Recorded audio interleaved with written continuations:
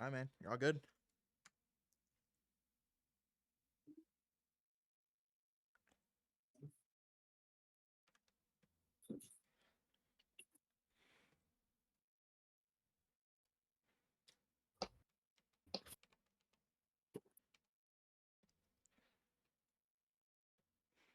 Alrighty, let me check.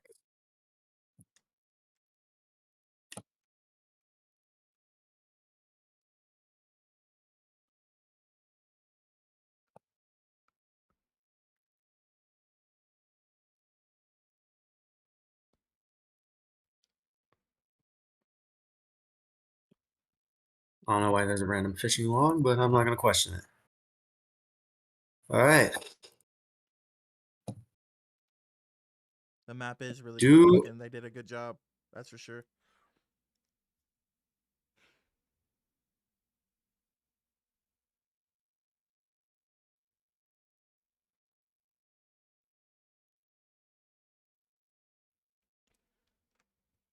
I think our delay is only a couple seconds too, so maybe 3 or 4. Not too bad works at all. with me.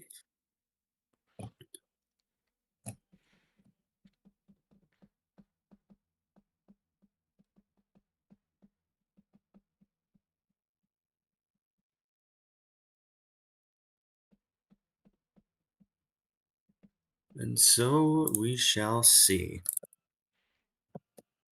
to, Do a little showcase of this map here.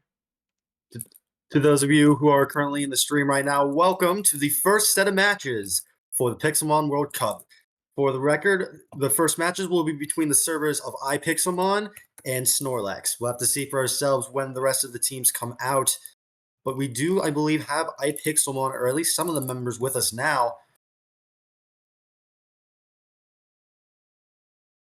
Of course, I do want to get some brief input while we are waiting from Lanky. How are you feeling right now, given that 2024 is finally coming? I mean, I'm a little nervous. Like I just as long as these first matches go well, I think we're gonna have a good time and everything's gonna go well.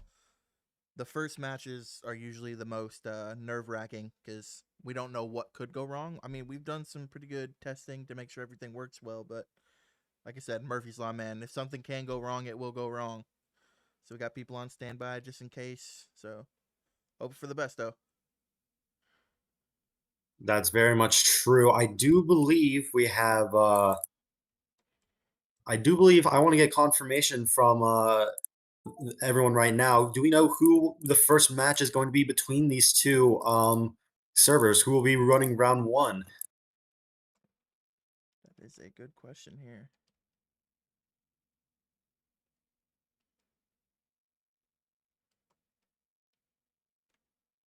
And I do believe we have I do believe potentially we have all three of ours right now.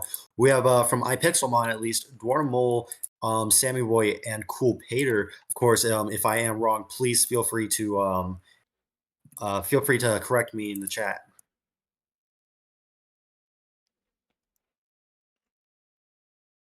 Thank you, my beautiful Oshawott.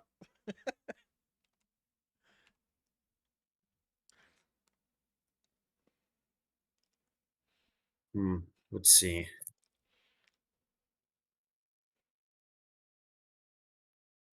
I don't believe any of them are current. I want to get confirmation if you are watching, referees. Do we have anyone available from Snorlex right now that is able to battle?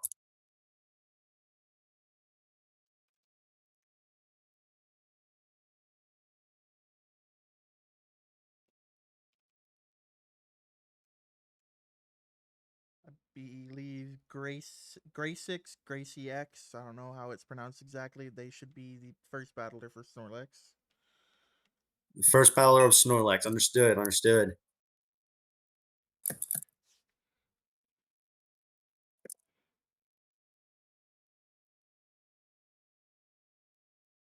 I need to get I want to get confirmation from them really quick.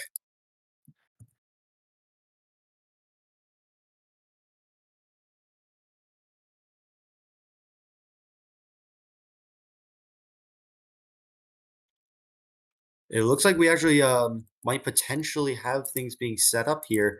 We have a lot of all right, I believe we're still waiting on certain members of Snorlex here as we are coming in. I do believe all of i-Pixelmon is here, or at the very least, four of the five.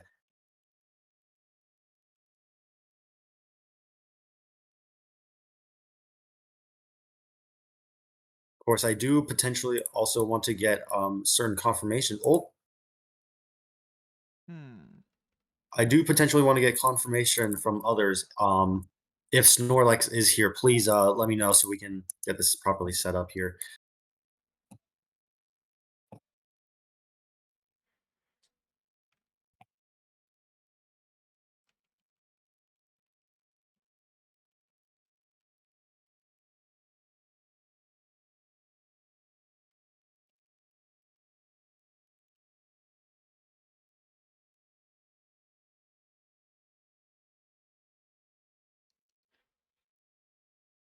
Hmm.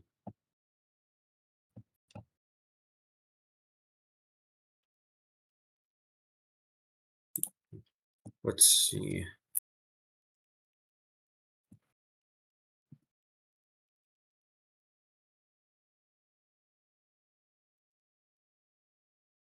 All right. Apologies for the minor delay, everyone. We are still waiting for. I do believe we may potentially be waiting for things to happen unless the battle has already begun. It has not begun yet. We're waiting on Okay, a team issue here. I see. I see.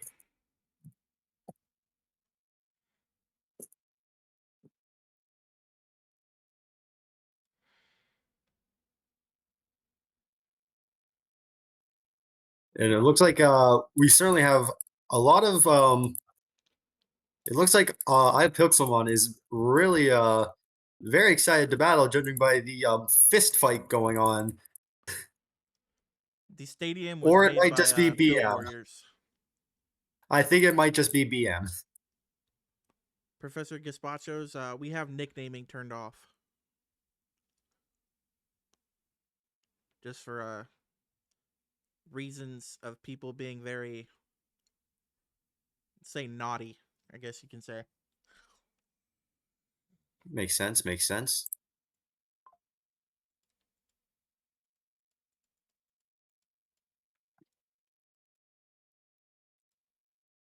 And of course, the question remains. I do briefly want to get insight, not just from you, Lanky, but also from Captain Karen. If you want to come up, please feel free for a brief interview.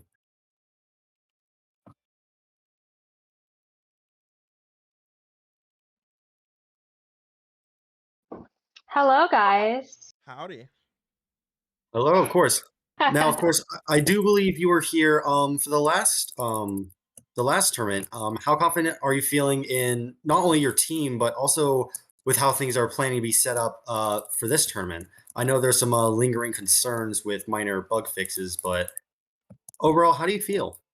Yeah, well, that's Pixelmon. There's always gonna be bugs. It's a mod. It's a really crazy mod. So there's always gonna be issues with this kind of thing. But as long as everyone's just patient, everyone works together, it's all gonna work out.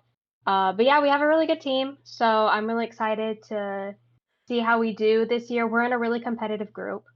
So I think it's going to be very interesting. There's a lot of really passionate people in this World Cup, so I'm very, very excited to see how it goes.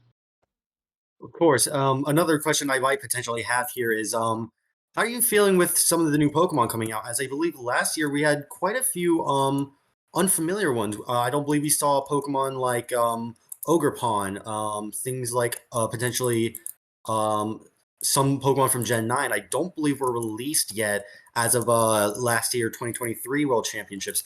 How do you think things are going to change now?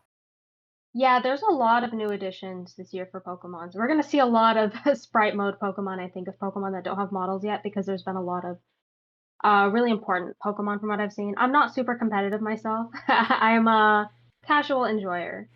But yeah, I've seen a lot of chatter about the new Pokemon, so I think we'll see a lot of those.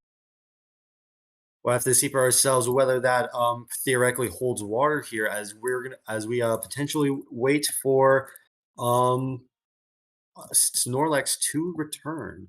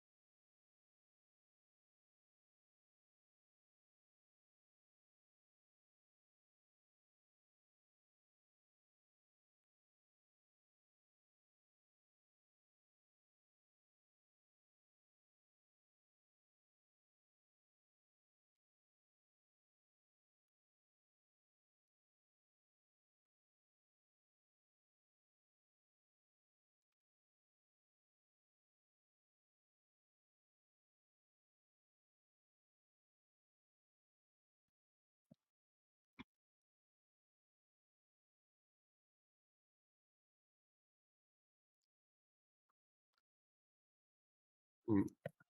It looks like currently at the moment we do have I believe all of the i-Pixelmon players here. We have of course they brought in a legal team, or thinks it. Thank you very much for the brief insight. As we're waiting for some minor difficulties from Snorlex, we're getting them fixed now. Feel free to, while you're waiting, grab whatever items you need. Grab snacks, drinks, anything like that, because this is going to be one heck of a battle. As I don't believe, as I believe we have not quite seen how things are going to turn out yet. Of course, this is still being the first match.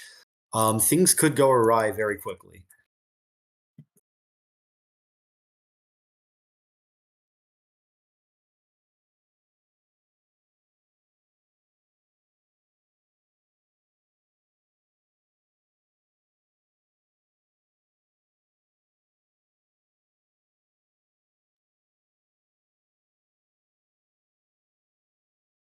Looks like we had an issue. A player had an illegal team, so we're allowing them 5 minutes to change their team, or the first battle could be forfeited.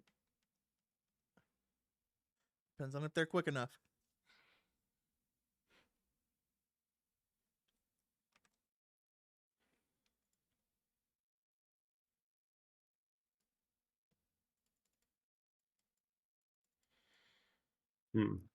Things are things might potentially be on the line here, as if that immediately loss happens, then they might potentially be on the back foot for getting knocked out later. We'll have to see whether or not if they'll be able to make it in time, first off, but second off, if their substitute will be able to properly work for the team they have in mind.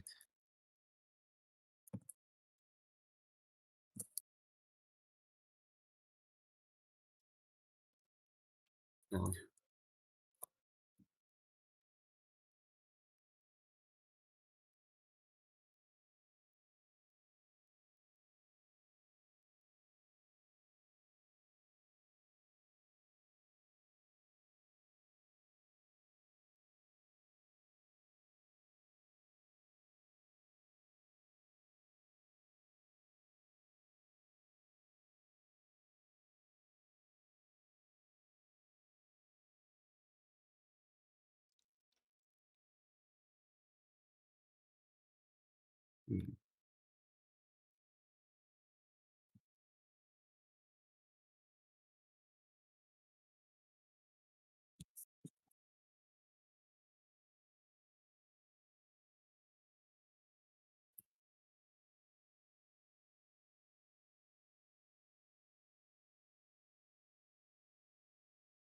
Looks like they've got 3 minutes to make it.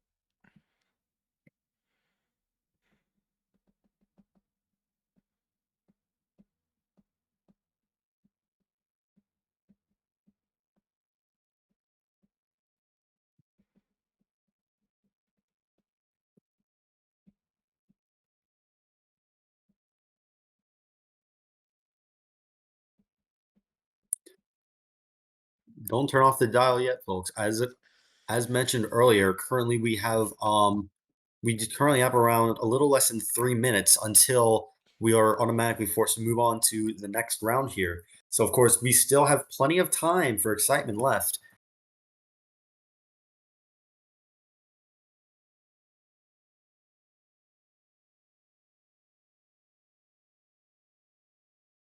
Of course, while we are waiting, um, I do potentially have a question, at least for you two. With how things are going, I want to just for those who are this is potentially their first time watching this tournament. Would you mind explaining how some of this process works? Man, there's a lot of processes. I need more. I need a little bit more of a specific question than that. Yeah, of course. Mainly, I guess how these rounds are going to operate and how things will work moving forward, mainly with rounds and teams.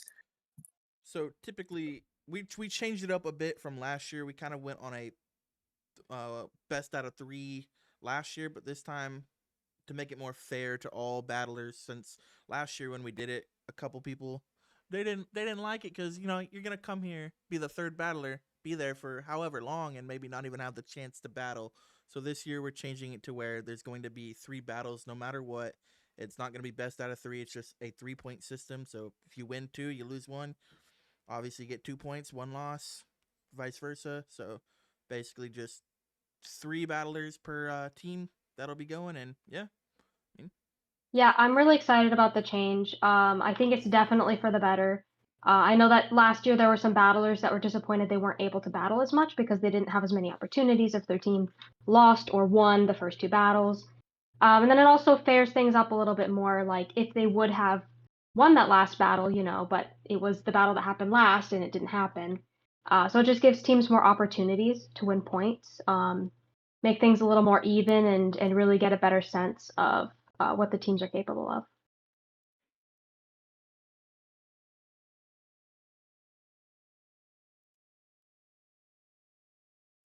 Of course, we still have, I do believe, maybe 1 more minute left before we have to move on to the next part of the round here.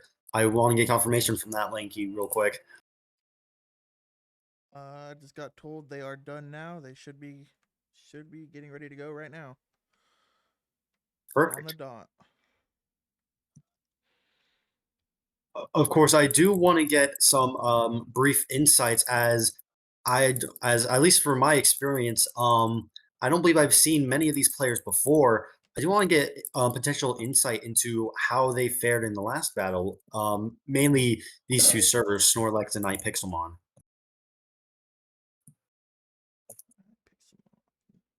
Sorry about what was. You want to repeat that question for me? Oh, yeah, of course. I wanted to get confirmation here. Oh, there we go. We'll actually have to save that question for later.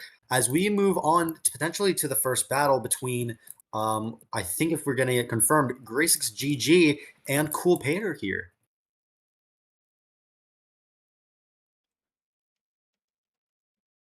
And of course, I do want to remind you all this is the first group of battlers for the World Championships.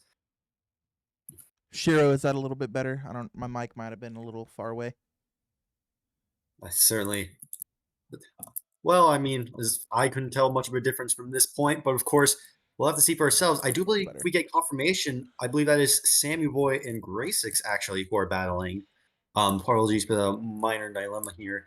Can we get confirmation that where is Sammy Boy? I just realized.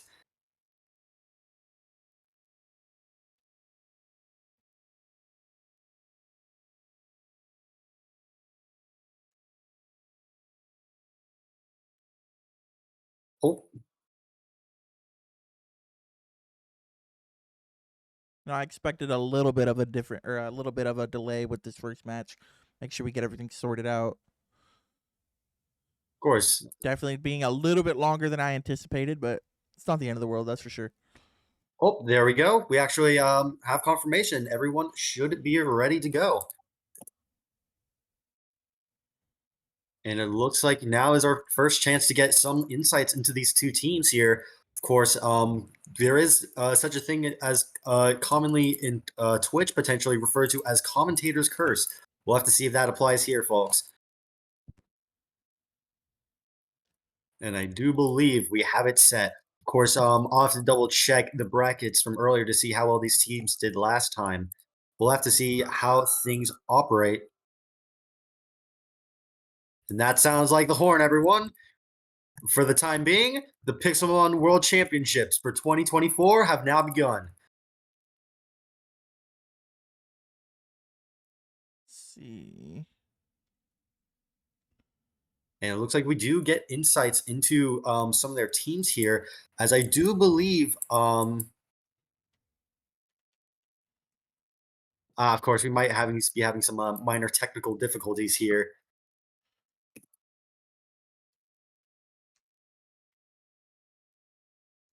Go ahead and give me 1 second here.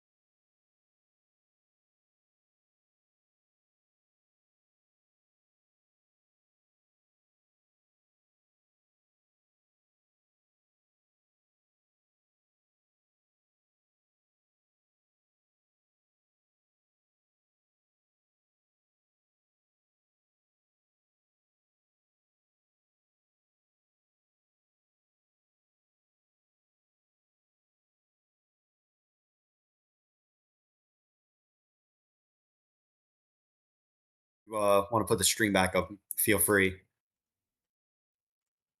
We could send them the teams in the if someone wants to send them the teams in the battler, someone that has access to that, as like a substitute for team preview. I will say, as we are doing this, we do get potential brief insights into each of their teams here with Tapu Lele and Bronzong. That's actually interesting, as while Tapu Lele is a fairly common Pokemon in overuse, Bronzong is definitely far from the most common thing you'd see. Could Gray 6 potentially be running a Trick Room team here? Now, here is the question. Is this actually a Trick Room team, or will be something else be coming? It looked like the battle might be starting here. Although I could very much certainly be wrong. And it looks like turn 1 has been released. We have, of course, we have Pelipper, and we do have Bronzong as well. Now the question is this the actual lead, or are we experiencing some minor technical difficulties again? Should I put that on stream? Probably not. Too late.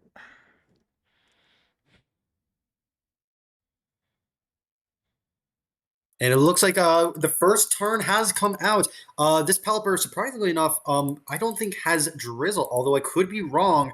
U-turning out, swapping into the Magnezone, and Trick Room has twisted the dimensions. Bronzong, chances are, might be going first, although it is potentially trapped with Magnet Pull here. But the question is, does Magnezone have anything at all to get it set up? We do have confirmation. It is raining heavily. The rain is up, so we do have a rain team here. Now here's the interesting dilemma. Gyro Ball is dealing, frankly, next to no damage against this Magnezone here. Now here is the question: what does this Magnezone have to threaten it? Potentially, it has hidden power, frankly dealing not pretty much the same amount of damage as Gyro Ball here. The question is, does this have anything? Does this can either of them really do anything to each other? That's the question. I do believe it might be Hidden Power Fire though coming out from this Magnezone, although there is plenty of other alternatives. The question here is, which of these Pokemon are going to make a bigger impact first? As I'm not sure if Bronzong does run Earthquake with its Trick Room set, but if it does, that is major damage against this Magnezone here. And keep in mind, Gyro Ball did next to nothing, partially due to Magnezone's low speed. Of course, there is another thing to consider. Both of these Pokemon do have decent damage. Earthquake is dealing over half to Magnezone, actually. And this might potentially be the best opportunity that could happen. Volt Switch is coming out.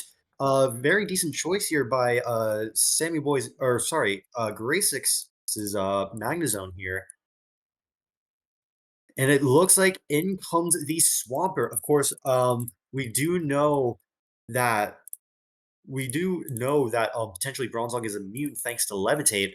Keep in mind that is a factor. But how much damage is the Swampert going to do to this Bronzong? Bronzong is incredibly bulky, partly due to its Steel and Psychic type, but also due to its very, very high defenses and not negligible HP. We'll have to see for ourselves what Graysix does here. And it looks like it's Mega Evolving to Mega Swampert here.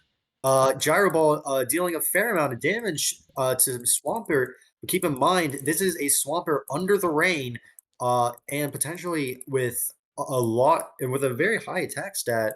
It could be, it looks like he's going for Earthquake, and Bronzong is, of course, immune.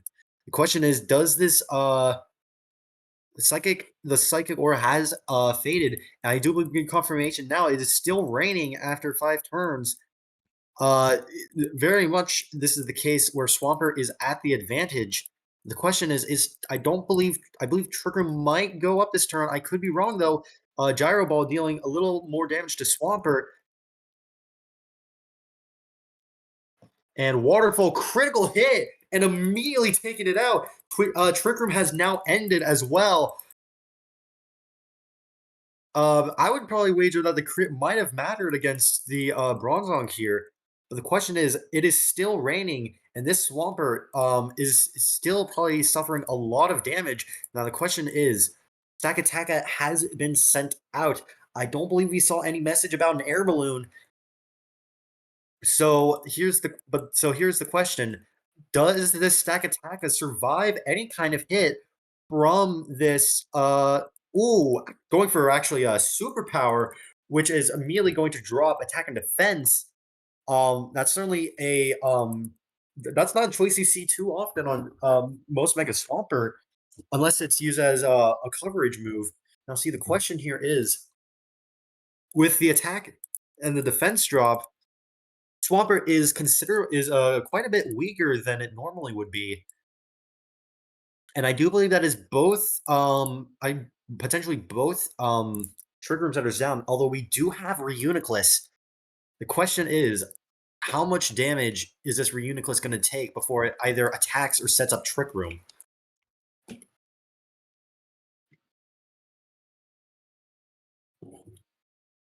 This is going to be a rough battle potentially for this might be a very rough battle for um if we're fighting potentially Sammy Boy, although I could be wrong with the teams here.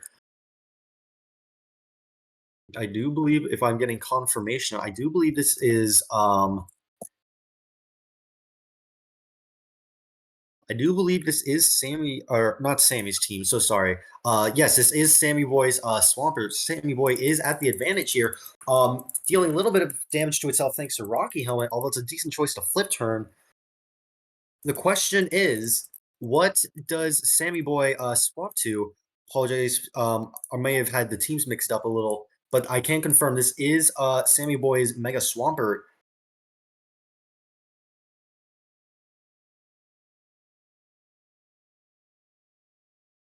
Of course, this is a tough decision to make as the main Rain Sweeper on Sammy Boy's team has been weakened.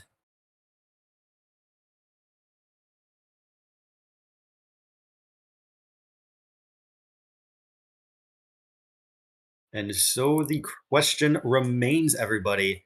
How are things going to be set up here? Swapping over to Tapu Lele again, with Reuniclus setting up Acid Armor. Is this potentially is this a body press Reuniclus, or is it something else entirely different? The question remains, how is Tapu Lele going to handle this?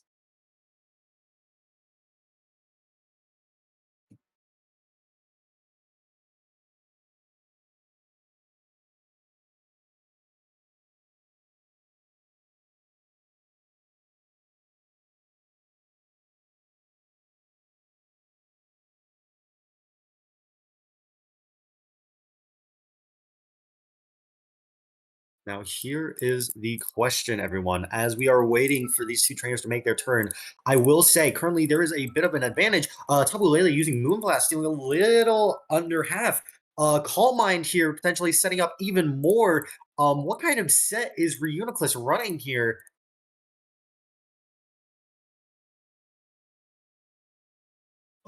Here's the question. With both defense and special defense being raised, does this Reuniclus have recover? And if so, what moves does this have?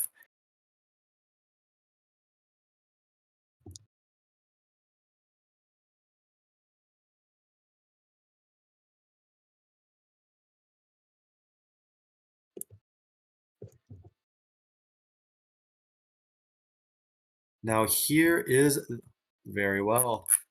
I'm just checking certain things as we're going along. Don't mind me. And I do believe Moonblast once again not quite enough to KO, unfortunately. And this Reuniclus does have recover. Now here is the difficult question.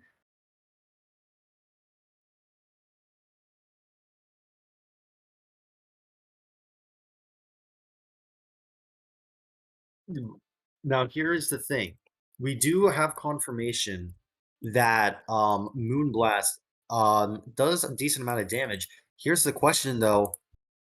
What does Sammy Boy have, if anything at all, to potentially counter Gracie's team here? Swapping over back to Magnezone again and setting up Calm Mind. This Reuniclus is very much set up here.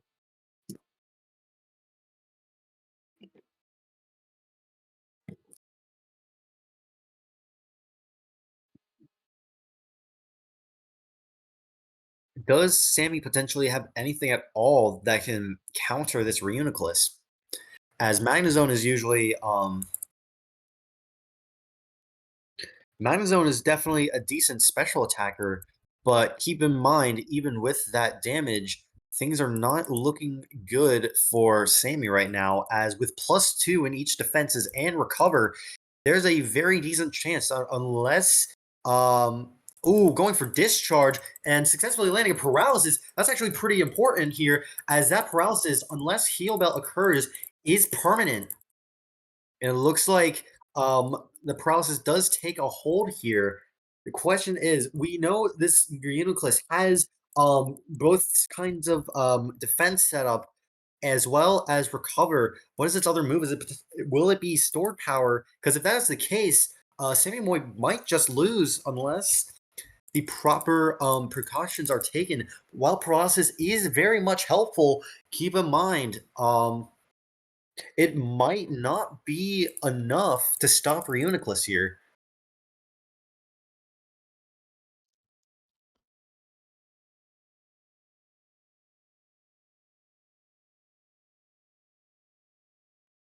It looks like Discharge once again coming back out. The question is, does Reuniclus get paralyzed again? He's actually going for another Calm Mind.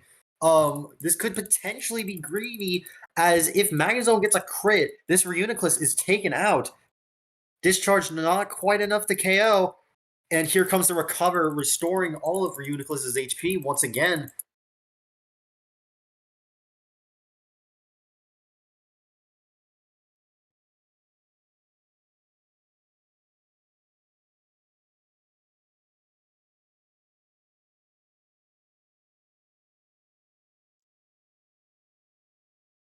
Now, here is the difficult question, everyone. While the paralysis is still active, this is potentially, I believe, a +3 special defense and +2 defense on this Reuniclus. Is there anything that Sammy has that could theoretically take this out, aside from either an incredible amount of lucky paralyses or a critical hit? Discharge coming out once again, allowing either another Calm Mind here, which does go off. I do believe with +3 special defense, or sorry, not even +3. I believe this is +4. This Reuniclus is very much setting up everything to hit as hard as possible and to live as long as possible. This might potentially just be a complete sweep here from Gracie's side. Flash Cannon comes out, potentially attempting to reduce special defense. Calm Mind is once again released. But the question remains, one lucky crit could be all that it takes. Flash Cannon is going out, and so is the recover, though. Paralysis is not striking this Reuniclus at all. I think it only got paralyzed once, maybe. I think it'll take an incredible amount of luck from Sammy's side. Flash Cannon once again dealing negligible damage here. There we go. We finally have another paralysis. Although I do think that it'll take a lot more than that for a KO. I believe that it's doing less than 10% a turn. Acid Armor is going back up. And so, of course, the question remains.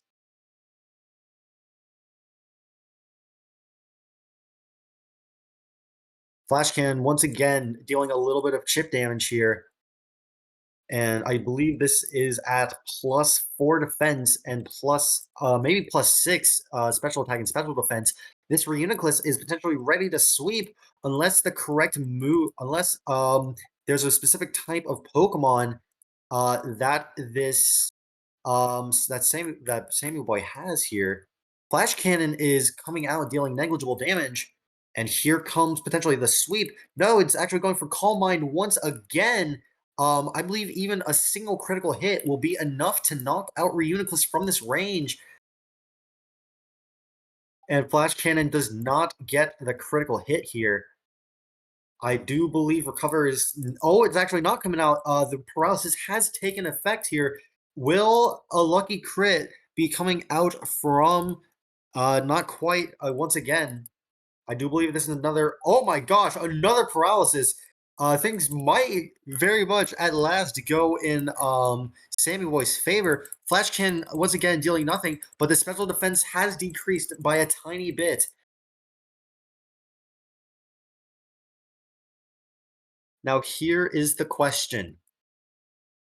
I do believe Flash Cannon won't be nearly enough to KO. Now we're actually going for a side shock here, which is which is by all means a decent choice. However, if there is a single dark type on Sammy's team, things might potentially just work out for Sammy here, as it is a perfect opportunity to set up.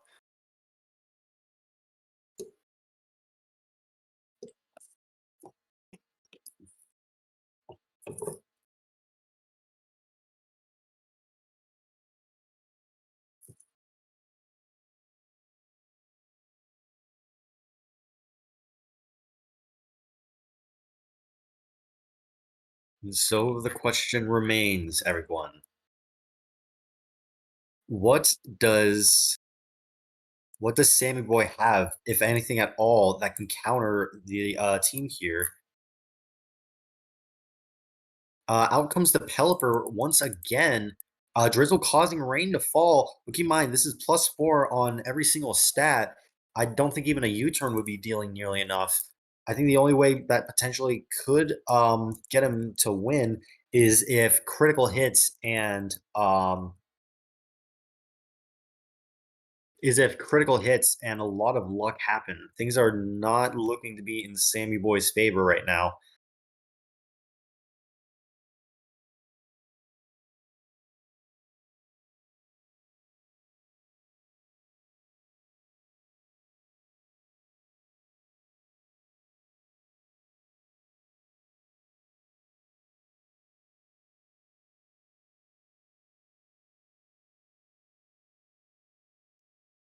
And so the question remains, everybody. U-turn dealing, frankly, negligible damage. I think it did more to itself than to Reuniclus, thanks to the Rocky helmet.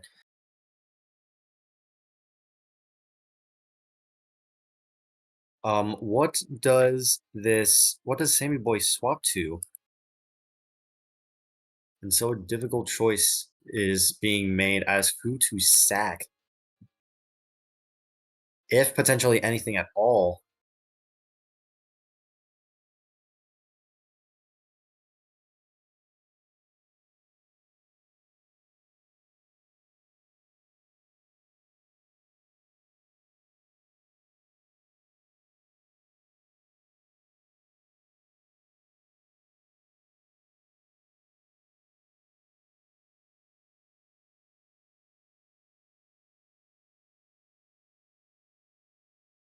And so and there we go. It looks like we actually get a swap here over the top of Lele. Psyshock is immediately going to take it out, though.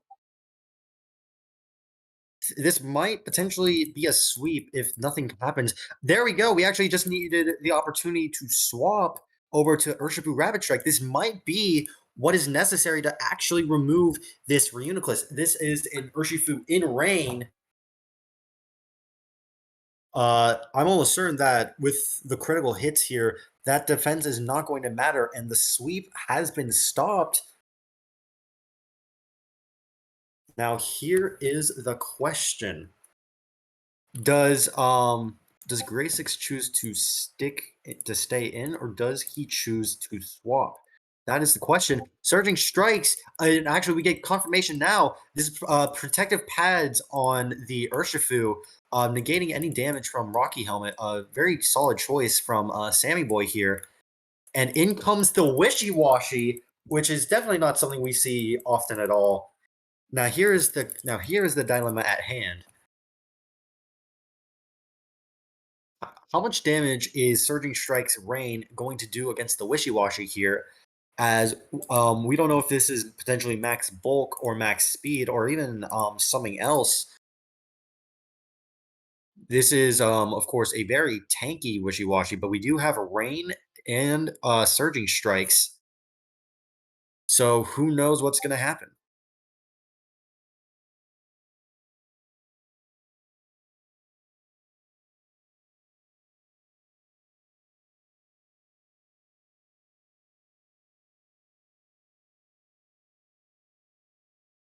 It looks like he's actually choosing to U-turn here to swap over to his Amoonguss. And Scald is dealing not negligible damage. Mainly, though I do think it could probably potentially be more. Is this potentially max special defense on Amoonguss here? It's a bit hard to know for certain. And of course, this Amoonguss is potentially waiting to set up a spore and put one of his Pokemon to sleep. And it looks like we get confirmation Wishy-Washy will be the one falling to sleep here. Now, of course, does this threaten a change out to? And it looks like an unfortunate Toxic Read does not quite go through. Scald, this is potentially, is this actually a Rest Talk set maybe coming out from the Wishy-Washy? Because if that's the case, we'll have to see how this works out for him.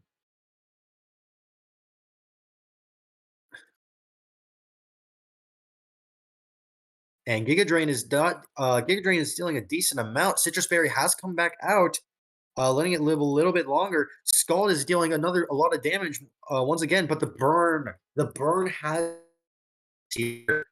Could potentially be very helpful. And I do believe that is 3 turns of sleep. The next, I believe at this next opportunity, this Wishy-Washy will be waking up. Now, here's the question. What will happen as a result?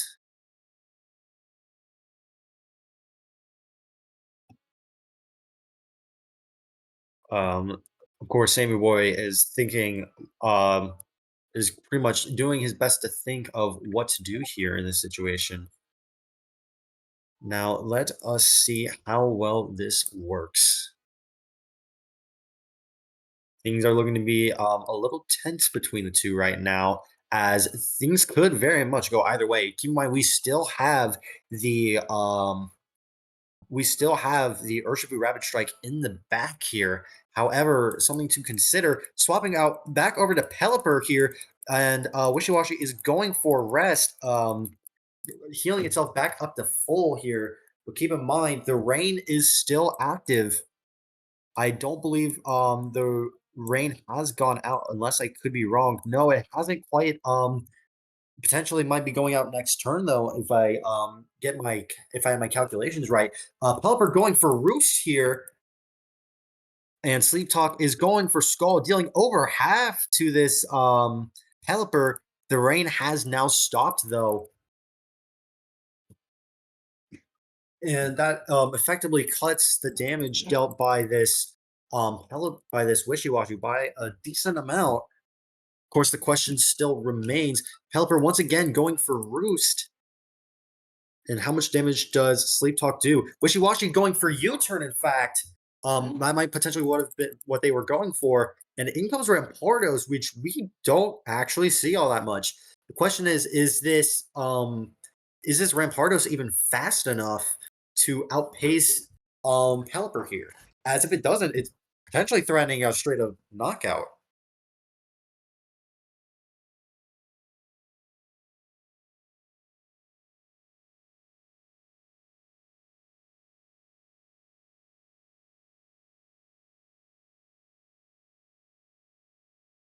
Now this is actually a bit of an interesting dilemma. As strong as Wishy-Washy is, I do believe it can very much be worn down over time.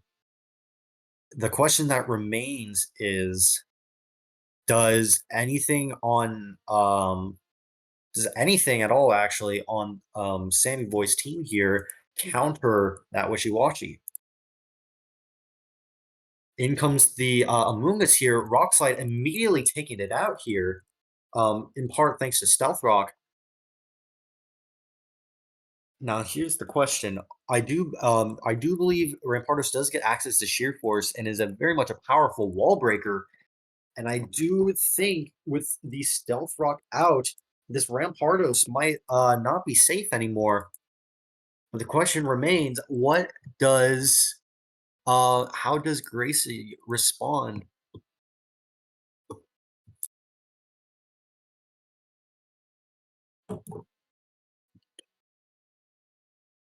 Hmm. I do believe we get confirmation here. Swapping over to the Wishy-Washy, potentially attempting to read the Surging Strikes, but Close Combat does, I think, over half health to this Wishy-Washy, and things are looking very dangerous potentially on Gracie's end.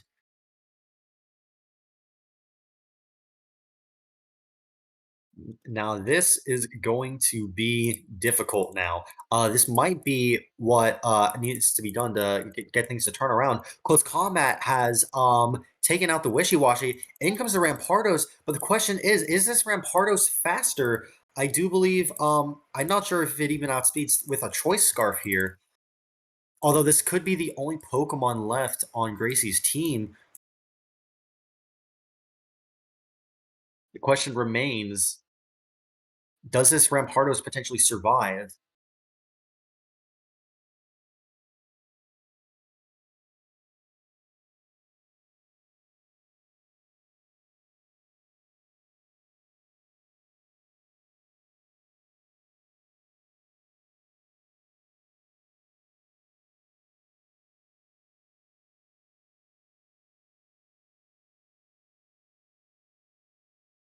It looks like they're taking their time to determine whether or not things will turn out in their favor here. As we wait for confirmation now, it looks like swapping over to Urshifu, and in comes the Zen Headbutt to remove the Pelipper.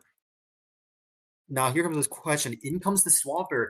This Swampert is likely going to be defeated in this next turn unless it gets the Oko here. Waterfall is enough to take it out, and Rapardos has been removed. And what is the final Pokemon? This is, I believe, Sheer Force Mega Camerupt here, but of course it is in rain, and things are not looking good for Gracie here. I do believe this might be enough to close out the game. Camerupt has evolved into Mega Swampert, and there we go. We have confirmation now. Sammy has defeated Gracie with 2 Pokemon remaining. That is, I believe, that's actually kind of important, as every amount of points you get count. That's going to be very much putting, I believe, i-Pixelmon at the advantage here. We'll have to see for ourselves whether or not that gets confirmed. Of course, I do want to see if either of them are currently in with us. I don't believe they are, but that works. That works in our favor very much. Now, here is the question, everyone. How is this next battle going to go? As I do believe up next, we do have a few options.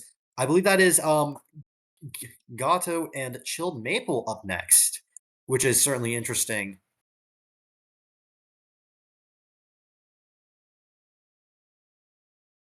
Now, here is the question, everyone.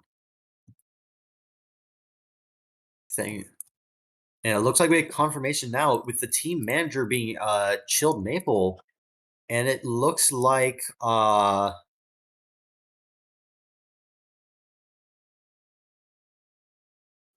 next battle is about to start here. Of course, I don't believe either of them are currently in the VC with us. If you are, please raise your hand and get confirmation. Yep, the next battle's starting right now. You got it.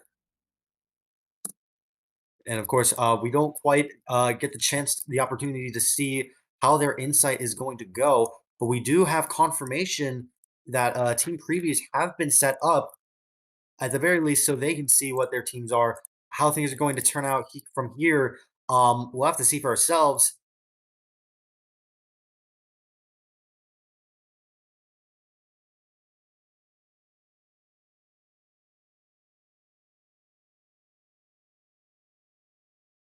Now, this is going to be a tough. This might potentially be a tough battle here, as this is the team leader. There we go. It looks like the horn has sounded one.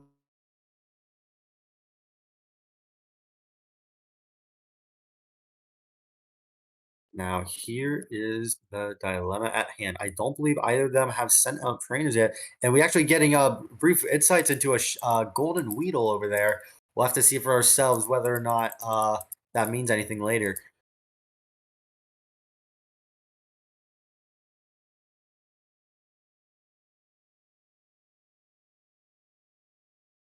I want to get confirmation. It looks like Chilled Maple is ready. I want to get question remains, is Gato ready as well? I do believe they are, judging by their excitedness for the battle. It looks like they are here and ready to roll.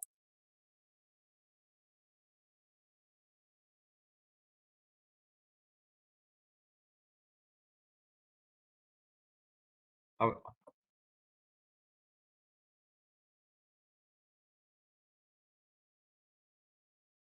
I do need to get brief confirmation, Lanky. Um, are they continuing to send out their Pokemon first, or are we waiting for the Waiting on the or are we waiting for referee, I something else? believe.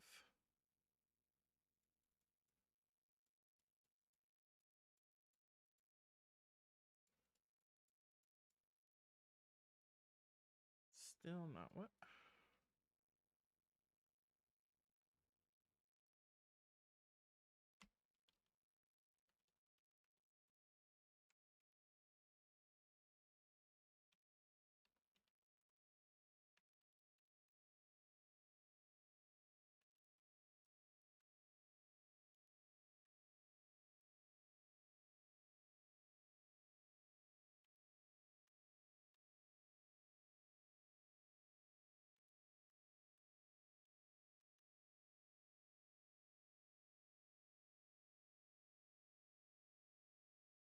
I do apologies for the brief technical difficulties. I do believe as I am looking back here.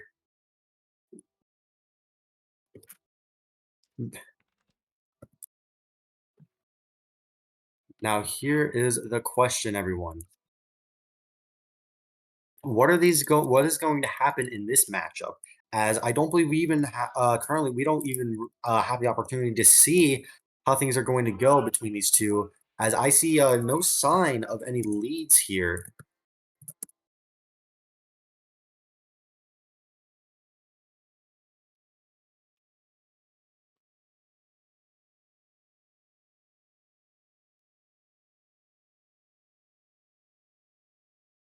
Now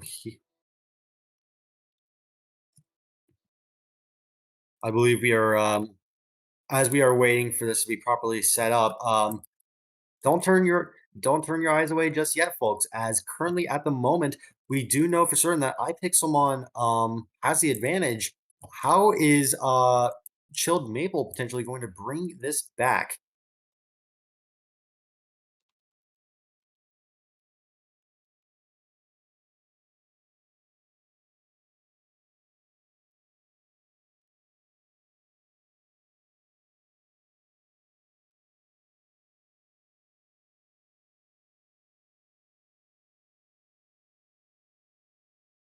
Now here is it looks like things have been confirmed, and it looks like we do get insight into their battles here. I want to get confirmation. I believe this is Chilled Maple's Megalophony here. And there we go. We actually get confirmation. It is, in fact, Megalophony. Now, this is interesting. Going for a super effective U-turn immediately to pivot into something else, bringing in the Weavile. But Cresselia, of course, very much a staple of Trick Room teams, is going to immediately set up Trick Room once again. A lot of Trick Room teams so far. Now, this is the interesting question. Um, does I believe Cresselia do run Moonblast? The question here is, how is this going to be set up? How is Weavile potentially going to counter this? As all it takes is the wrong set of turns to completely upend Chilled Maple's strategy here. Um, Ferrothorn is knocking off a Rocky Helmet, which could potentially be helpful, but that is, I believe, about 25% being set up. Leech Seed has come out, draining a little more HP from the Zapdos here.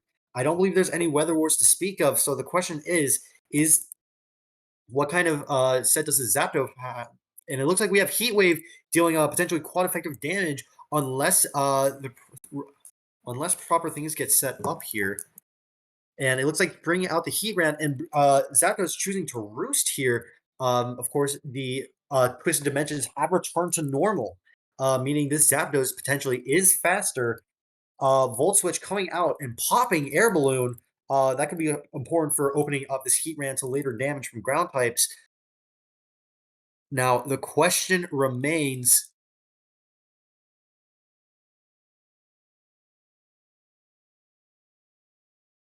how is this going to operate in this situation? As we don't quite know for certain how Chilled is going to set this up here. As I do believe the Lopunny has been toxic. That is very bad for Chilled here. Going for close combat, but the Hiran is protecting itself, dealing more and more dealing more and more damage to this Lopunny. It probably won't be too long before any damage on this Lopunny is in fact permanent. The question remains, now this Hiran is vulnerable. What does what is going to happen here from Gato's side? It looks like swapping over to Zapdos potentially to read something like a close combat. Lopunny, of course, going for U-turn here, potentially to pivot into something else. However, keep in mind that damage is permanent unless Wish has been unless Wish is out. It looks like swapping back over to Weavile once again. Now this is now this could be a decent pick. Unfortunately missing a triple axle there, which very much could matter in the long run, as Ferrothorn is an incredibly good defensive Pokemon. Of course, the question remains, does Weavile have anything that could feasibly counter this?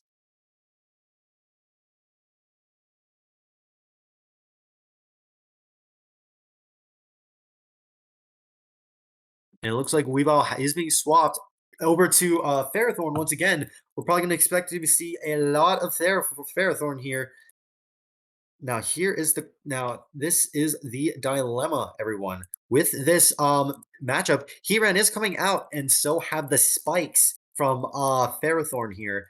Any damage, unless there's a defogger, will remain permanent. And of course, in comes the Galarian Slowking. Hiran running Lava Plume instead of Magnastorm here. This might potentially decent opportunity for Galarian Slowking to switch here. Even with something like Magnastorm, it could switch. And it looks like, oh, there might have been a bug here. Unless Mabel decided to... There we go. We get our first confirmation here. I do believe there has been a slight battle error.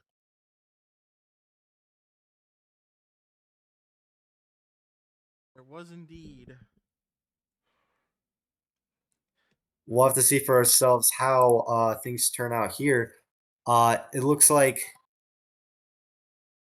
I do believe this is a warrant for a full restart if we get It is, yeah. It's definitely a warrant for restart.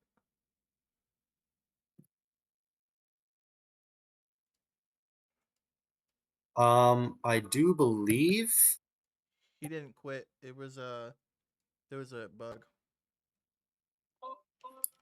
of course the question remains.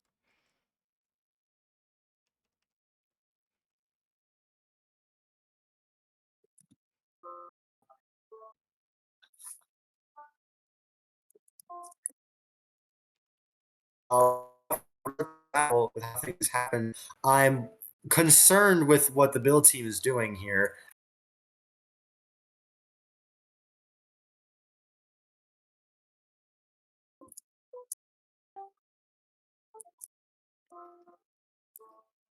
Of course, natural, and it looks like Chilled Maple is set up. I do believe Gato might be ready as well, and we'll have to see for ourselves how things are going to turn out here.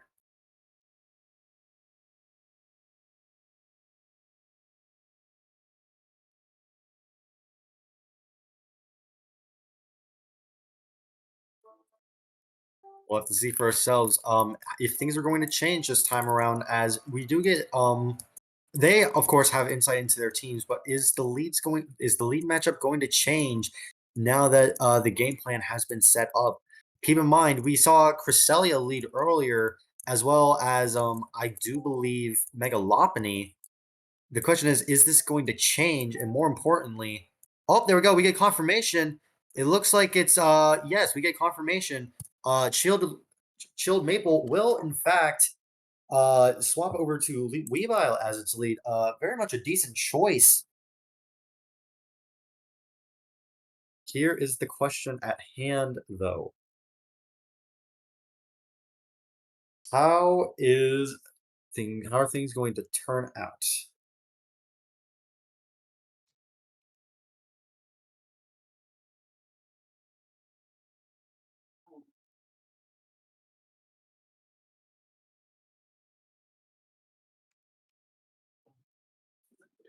Of course, I don't quite think there we go, we get confirmation. Swapping over to Ferrothorn, removing the Rocky helmet here, which could help with potentially surviving a little more. Despite what it looks like, there is damage dealt toward this Ferrothorn. The question that remains is very simple, everybody. How are things going to operate here? We're swapping over to the Zapdos here. Instead, uh, Leech Seed has been planted, dealing a little bit of chip damage to this. And it looks like Fairthorn has drained health, potentially letting it live a little bit longer. Question in mind is, does Chilled Maple potentially get the lead correct here? This is the diet. This is how it's gonna happen potentially. The question is, here is, I guess, like if I'm trying to imagine in the player's mind, I imagine this is how it's going to operate. I imagine the current dilemma here is, what is it going to swap to? Looks like he's going over to Heat Wave, which is actually a decent swapping into the Heat Wave with Cresselia here, potentially a decent choice. As it wasn't exactly certain what was going to happen, and it looks like, um, if I want to get confirmation really quickly, swapping over to Slowking here as Trick Room has been set up. The Slowking is now faster, but keep in mind, Cresselia probably does more damage, and is frankly might be even tankier. Thunder Wave has guaranteed that Cresselia is paralyzed, and the Calm Mind has been set up. Of course, I do believe that is um, the first turn of Trick Room set up. 4 more turns, that is how long that might need to be set in place before things might not quite be turning out in Chilled Maple's favor here. The only other way I can imagine how this could be set up is if an incredibly lucky series of paralysis has happened. And it looks like we're swapping over to Ferrothorn here. Now, this is actually interesting. While Cresselia is slow, I don't think it's slower than Ferrothorn, even while paralyzed. Leech Seed has been set up for a little bit of extra damage. Psychic is frankly not dealing nearly enough. That was actually almost healing back up to full thanks to leftovers and Leech Seed. Swapping over to Zapdos, potentially get a... Ooh, these are actually looking much more in these are looking much more in Gatto's favor now. Swapping over to Heat Wave once again, but Slowking avoids it. Um, Things have certainly heated up a little. Now, here is the question: how is Chilled Maple going to respond here? As while he can't paralyze, he certainly has a good opportunity to pivot.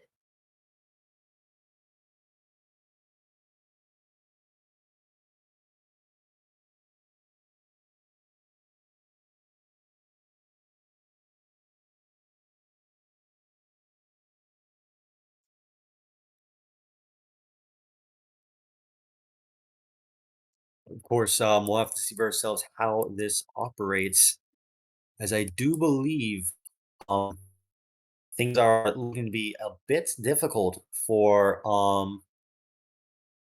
now this is going to be an interesting dilemma, as I do believe some damage is permanent. Future Sight is coming out. However, this is, I don't think there's really anything Chilled Maple can do right now to prevent Trick Room coming in. Chilly Reception allowing for a good pivot. The question that remains, of course, is how well is Ferrothorn an answer for this Cresselia, and more importantly, for anything that comes in exchange? In comes to Slowking. Actually, he's going for This is actually interesting. He's going for Lopunny instead, potentially attempting to get bait it out for just stalling as much as he can potentially. This Lopunny does land a fake out, and the critical hit is not negligible here. Of course, keep in mind any kind of damage on this Lopunny is permanent. Future Sight dealing a little, frankly, negligible damage. Psychic is coming out, but the recovery is still active. Of course, this is a good opportunity to switch. In comes the Heat Ran with Air Balloon. However, the draining has occurred, and this is actually interesting. Leech Seed pops the Air Balloon here, which I'm not certain if it's intentional. And Psychic has come out, but the Lava Plume has successfully landed the burn, and now this Heat Ran is faster. It probably threatens with Earth Power, and there we go. A little bit of extra damage dealt, and Chilly Reception coming out once again to proc Regenerator. In comes the Mega Lopunny here, and I don't believe Trick Room is no longer active. Close Combat dealing, frankly, negligible damage. Now, here is the question. Does this Lopunny use the right move? Because while U-turn is super effective, it's probably enough for a KO. U-turn swapping out once again, dealing not negligible damage. And the Psychic actually comes in, very much successfully reading Gato here and swapping into Weavile.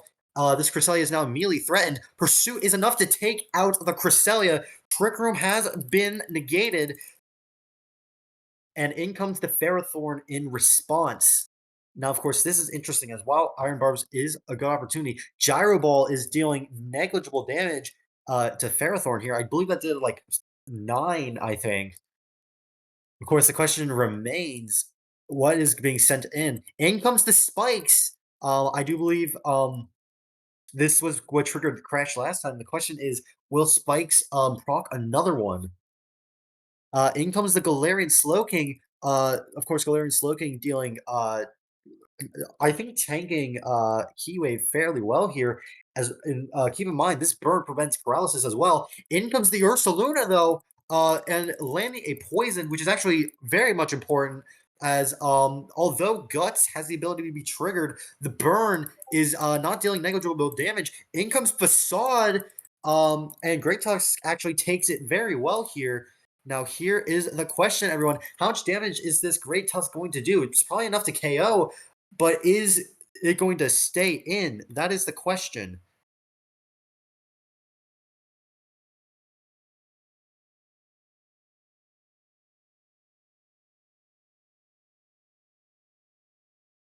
It looks like we're now here is the decision that must be made. Obviously, Ursaluna is set up with poison, which is very much good for it's definitely not as good as something like, say, ooh, we're actually getting a little bit of confirmation.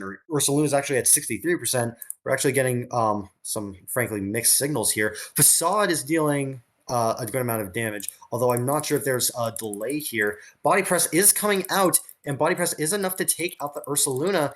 In comes the Tapu Lele here.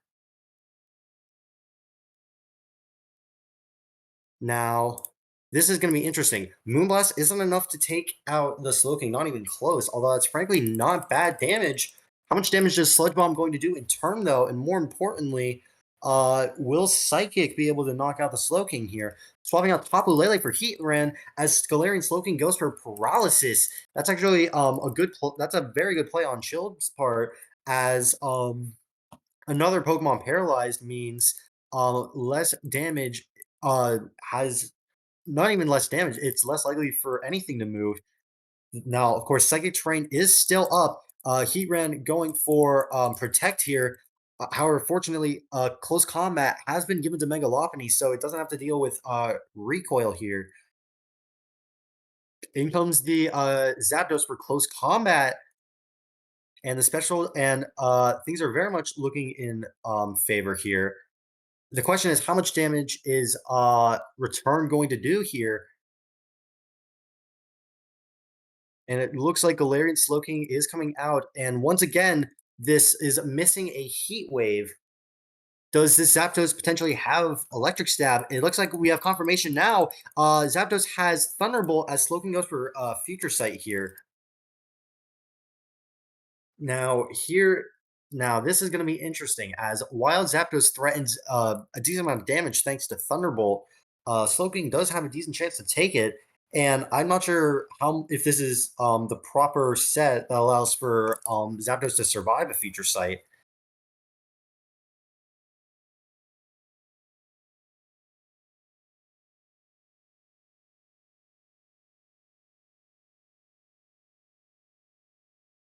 It looks like we're swapping over toward the Great Tusk once again as Thunderbolt lands into it and does nothing to Great Tusk here. I do believe this is potentially the bulky set. Swapping once again over to Slowking once again, and Future Sight is dealing a little extra damage to this Zapdos. And Zapdos is using a Roost here to heal up. Sludge Bomb is dealing that damage right back. Now the question remains, everybody. Is it going to be a fest of just is this just going to be a series of healing? Swapping back once over to Galarian Slowking here, potentially attempting to set up with Future Sight and Sludge Bomb here. Sludge Bomb landing and actually successfully poisoning the Zapdos, which is a huge it means major progress will be made. And there we go. We're swapping over to the Galarian, or sorry, not the Galarian, the Great Tusk. And Heat Wave successfully landing a burn. That's going to be dealing considerably less damage now. Now, this is going to be interesting. As one of the main checks to Zapdos' electric type attacks has been weakened. Roost coming out once again. Ice Spinner is, however, dealing negligible damage. And it looks like the burn is going to be dealing more over time. And we get confirmation. Zapdos going for Defog, removing entry hazards. Ice Spinner is dealing a decent amount of damage. However, I do believe Zapdos is now in range where it is forced to roost. Now, it doesn't get the predict here. It doesn't get the predict. Actually going for a Rapid Spin instead, potentially to outspeed. Now, this is actually interesting here. Ice Spinner is dealing a little bit of extra damage, but the Heat Wave is enough to take care of the Great Tusk. And this Zapdos is once again either forced to roost or attack. There's a lot of pressure potentially on Gato's end.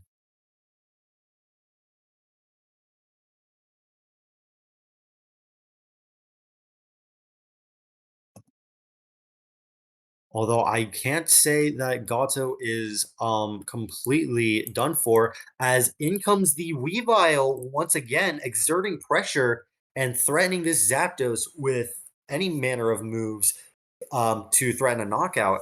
The question here is, what move does Maple go for? Swapping over to Ferrothorn here, very much a decent choice. How much damage would something like Triple Axle do to Ferrothorn, though? As that's going to matter in determining who will come out on top in this battle.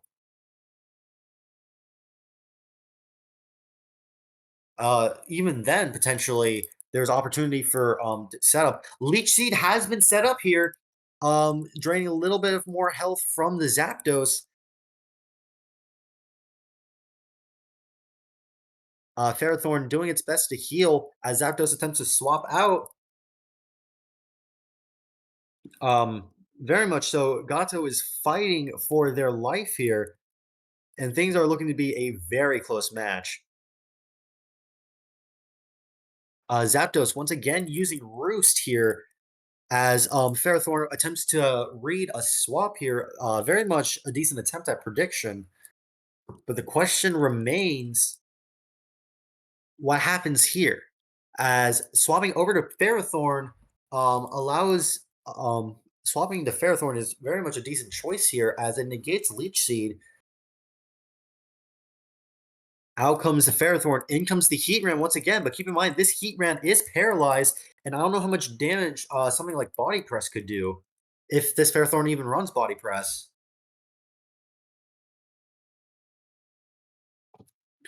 Out comes the Ferrothorn, and in comes Galarian Slowking. Very much luckily, the Slowking is not able to be hit by anything thanks to Heatran's paralysis. Earth Power dealing not negligible damage. In comes Future Sight once again. Now here's the question: what does Slowking swap to here, if it even decides to swap? It looks like swapping over to Zapdos, going for a Lava Plume, dealing I think that's over half health to the Heatran. Of course, the question remains: what does this Zapdos have?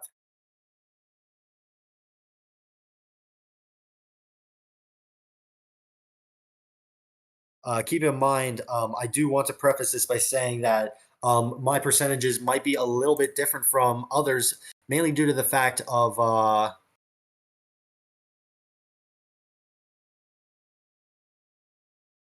I do want to I do want to specify. Sorry for the brain fart there.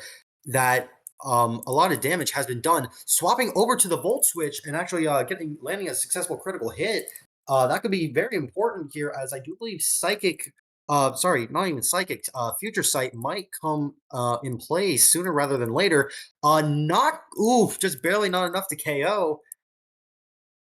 And now, of course, we do have to keep in mind swapping over to Ferrothorn once again as he swaps into Zapdos here. Now, what is going to happen? Ferrothorn goes for the Protect in an attempt to save itself. Now here's the thing: does he attempt to read? Swapping over to the Zapdos and dealing a lot of damage with Heat Wave, and it's enough to take out the Zapdos. In fact, thanks to the poison from earlier. In comes Tapu Lele, though, who's been remaining in the back this entire time. This could potentially be necessary with a sweep. Psych Shock dealing not negligible damage here. I do believe this could be enough to KO the next turn. And it looks like swapping in over toward Ferrothorn once again to exert pressure. Swapping over to Ferrothorn once again. I do believe this might potentially be actually we got confirmation earlier. This is Rocky Helmet on Gato's Ferrothorn. We'll have to see for ourselves how things turn out. And we get confirmation here. Swapping in for Spikes. The Heatran has been fainted. In comes the Tapu Lele. What is going to be used here? That is the question.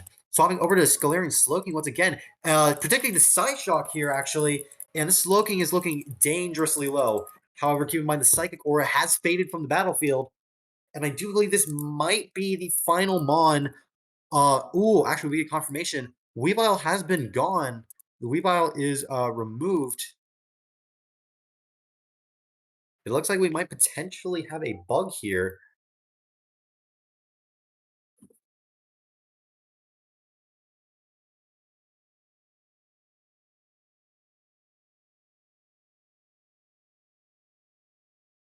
It looks like we're actually going to swap over to Tapu Lele, and in comes Ferrothorn once again.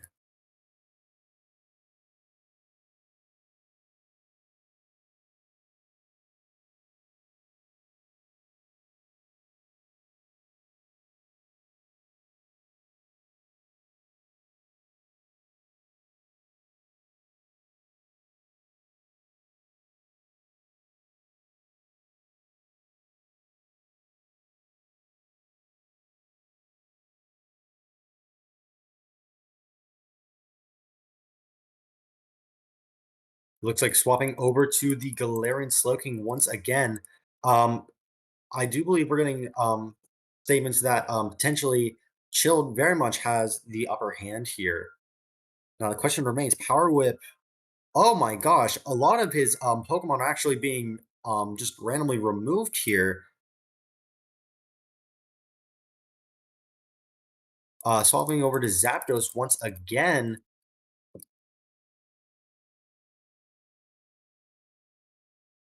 Heat Wave is enough to take out the Ferrothorn. And in comes the Tapu Lele, once again being damaged by spikes.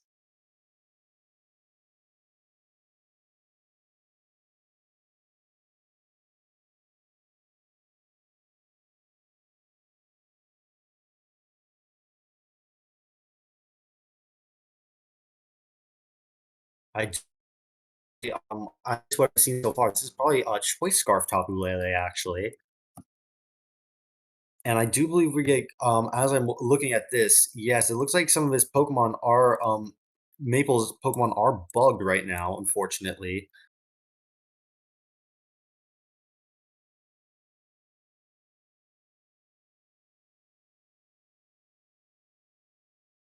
Here is the question in mind, everyone. How are things going to be set up from here? As although as pretty much any kind of damage here counts, swapping over to Slowking once again as Slowking faints.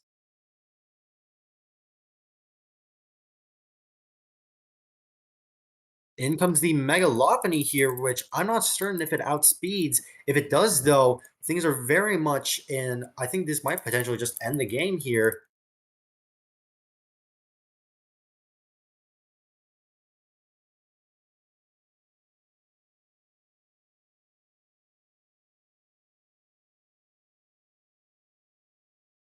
And it looks like both of these Pokemon are going to looks like there's some bugs here according to Maple that might impact some of the matchings.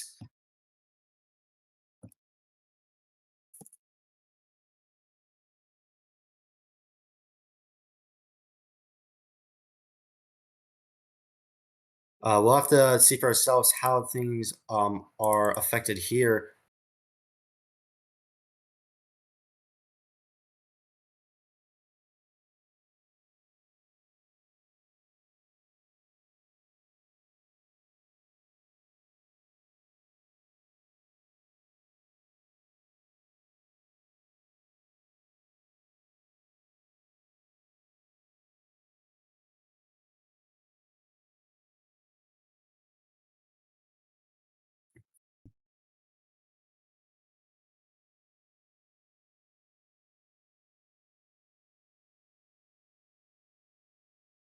It looks like we're still waiting for some unfortunate bugs to be finished here.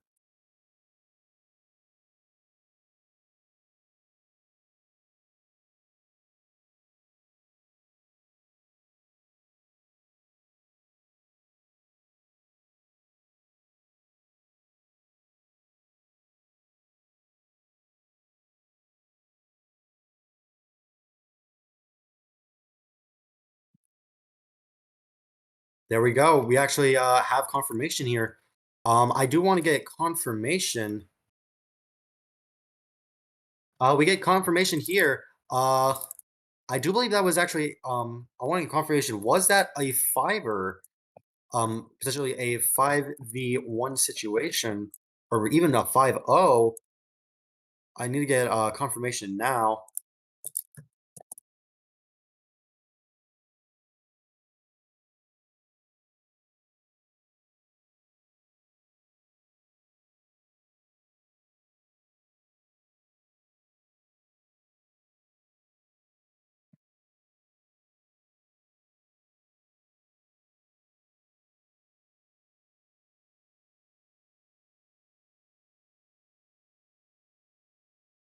I just want to get confirmation for how things are going so far. Yep, we get confirmation now. It was 5-0 in Chilled Maple's favor, and things are looking a little bit better for the next matchup. I do believe it is a. If I want to get confirmation, yeah, it was 2 points in. Actually, things are looking incredibly well for how things are set up here. I do believe it is 5-2, unless I could be wrong.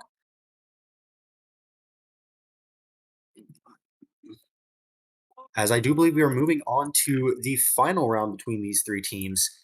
I do want to get confirmation if either team, rather specifically Chilled or if Gracie or Chilled are currently in the chat right now, please feel free to do it.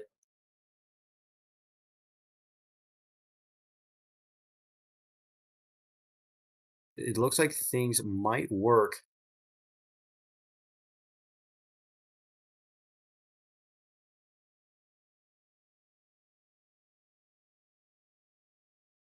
and I do believe the final Pokemon will be coming up. We have we'll be doing a 4v4 now because of the glitch. This is going to be interesting.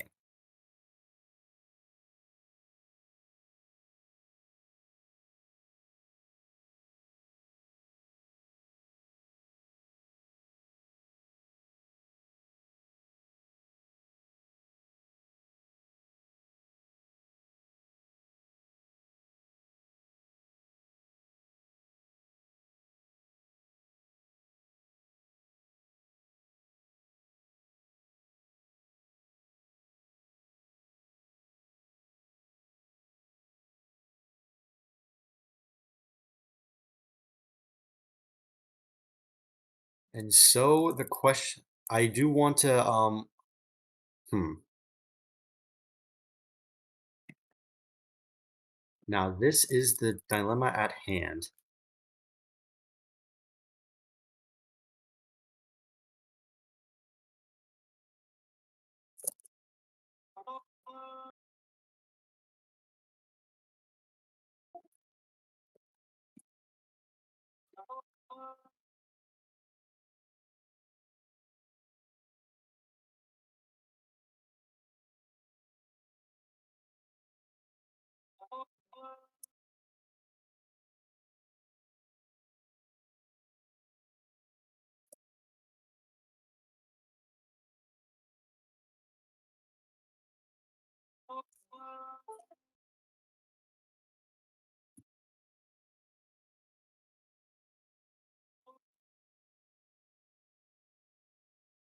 And it looks like we are getting some minor disputes.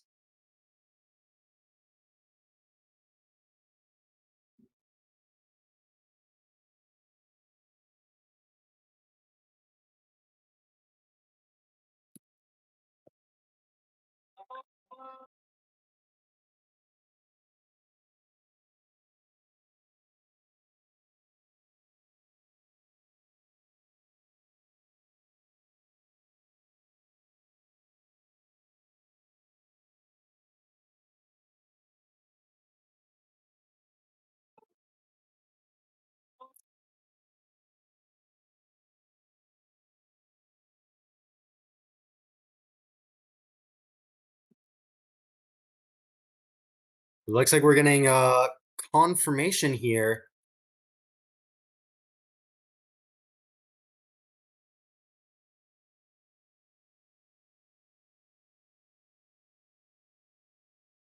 I do believe we might be getting confirmation. I could be wrong.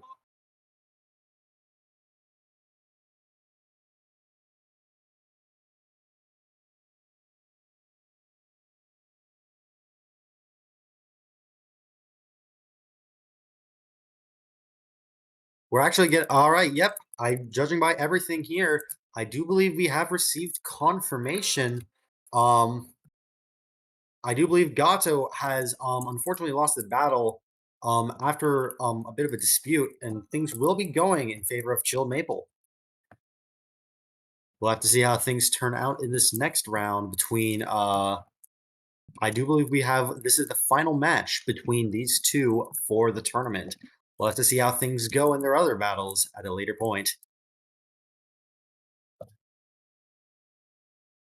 course, the question remains.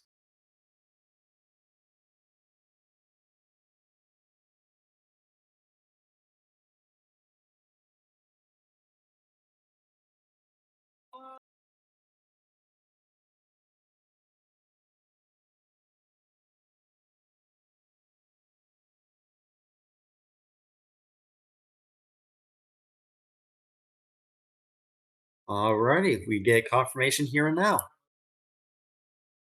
I don't believe either of our battlers are here right now with us. And it looks like we move on.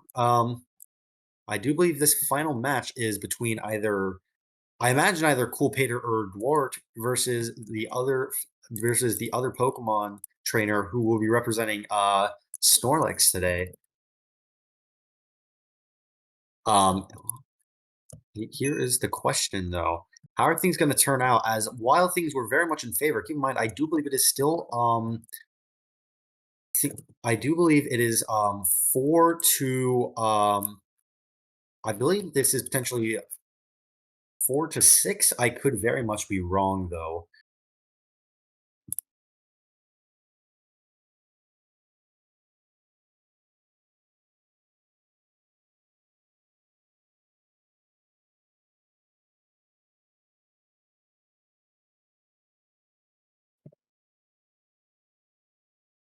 I do believe we get information. We have confirmation now potentially between Declan and Dort here. Now, this is interesting.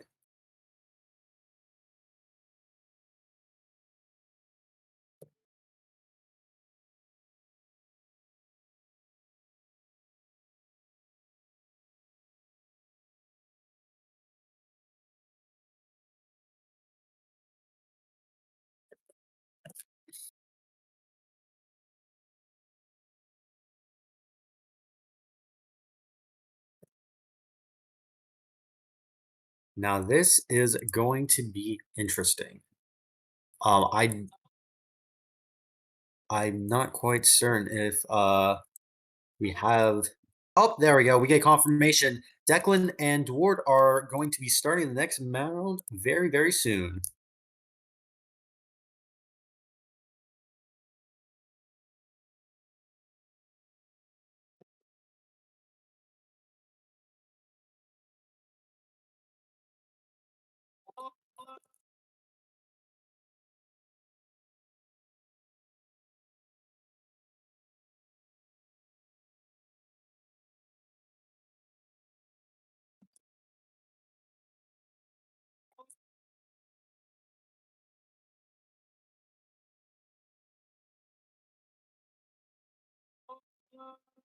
And it looks like we have comfort.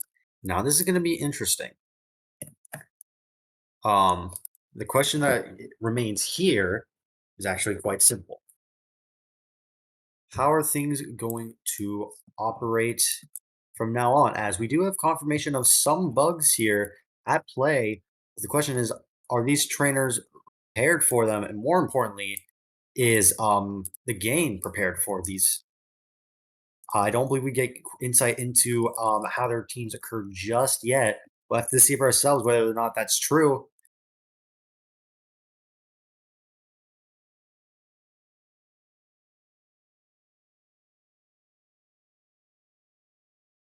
And now actually we this is actually interesting. We get some other mons coming out here. This I don't believe is the proper battle here. I think he might just be fighting a Quagsire. Now here is the question that remains, as we do have Declan. There we go. We get confirmation. It looks like the battle has started between I do believe this is Dwart's Mega Lopunny versus Mega Deontay here. Now this is going to be an interesting dialogue. This is going to be interesting, as while Fake Out will guarantee to do damage. I do believe I'm not. I think Mega Lopunny is faster. However, any kind of damage is going to be dealing next to nothing against this Mega Deontay, and of course, Mega Deontay does threaten a KO back with Moonblast.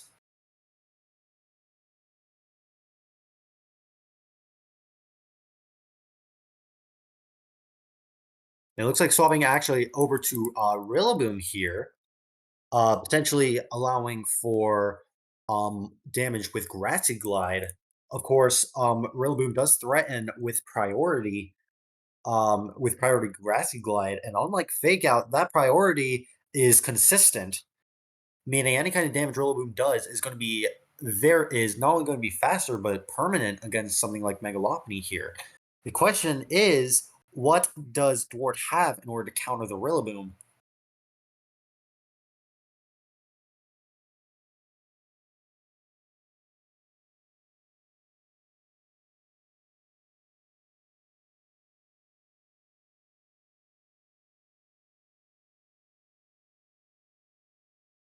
Now, this is going to be a difficult question. We Now here's the option. As from I believe, yes, this is only turn one, but I do imagine that at the current moment, depending on what Rillaboom has, there is an immediate disadvantage. Swapping over to Moltres actually, potentially trying to proc a Flame Body, Drain Punch dealing a good amount of damage actually over toward this Rillaboom here. And while Rillaboom is at full health, keep in mind every kind of attack he does have a chance to proc Flame Body, as I don't believe we saw pressure earlier being mentioned in the game text.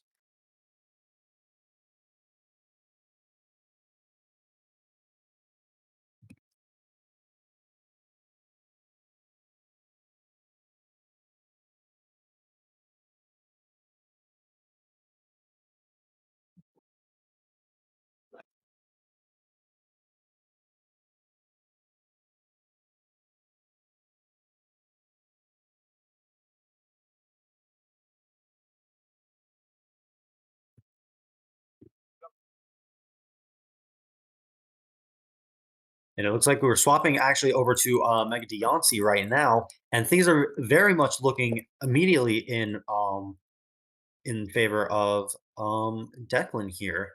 As with this Mega Deontay, Diamond Storm has a very decent chance to immediately raise the defense here by 2 stages, meaning any type of physical move has a much lower chance of KOing now.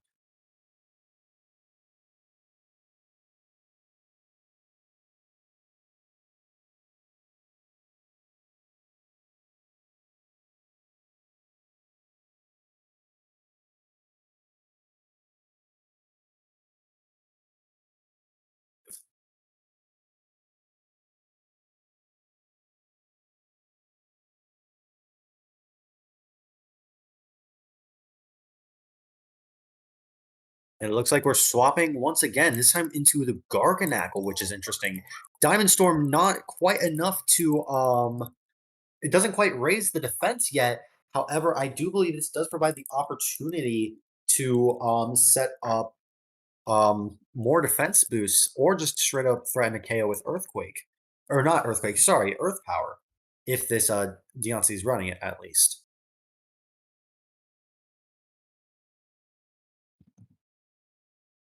Now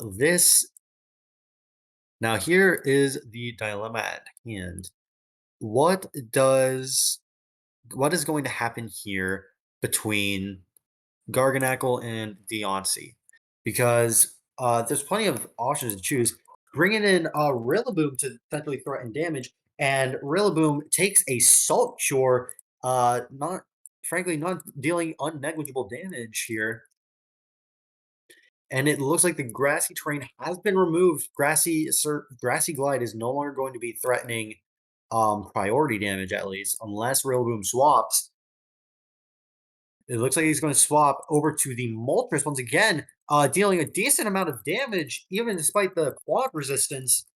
And of course, I do imagine the Salt Cure and Recoil are going to be dealing a little bit more. In comes the Roost to heal. That'll certainly be important later. But keep in mind, we do still have the Diamond Storming Deontay, and at any moment, that defense can be raised, and things are going to be looking to be at an immediate disadvantage for Dwart here.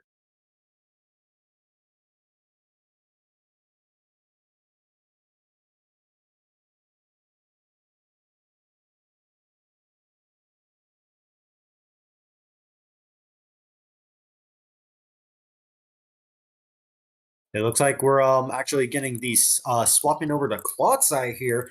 A decent choice for special attacks, but keep in mind threatening a KO.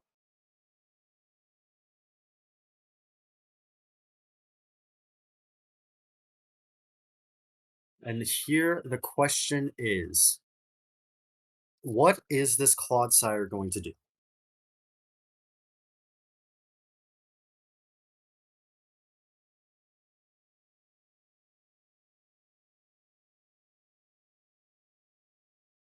It looks like actually swapping over to Gliscor was a very good choice here.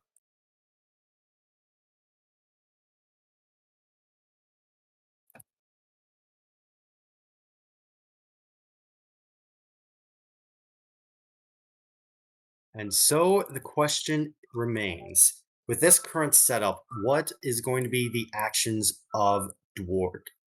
As while Earthquake does threaten a KO, chances are a read could very well happen here.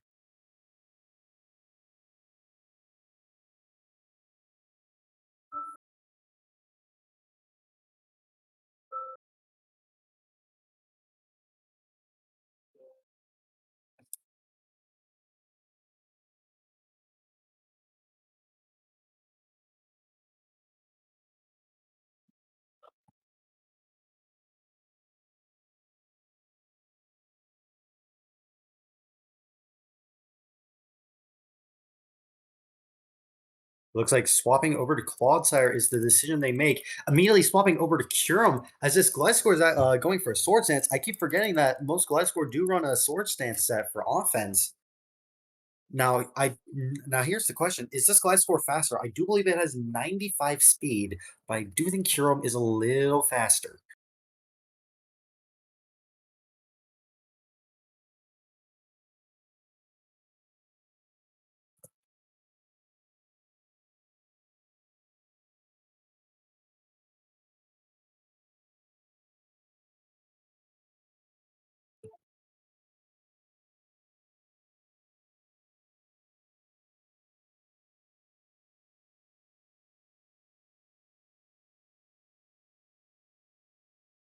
It looks like swapping over to Gliscor here, swapping into Toxapex rather, as the Curum is going to proc Icicle Spear damage. I talked about recovers a little bit of health back. Keep in mind, I do believe this is potentially the Dragon Dancing set. As if we saw confirmation here.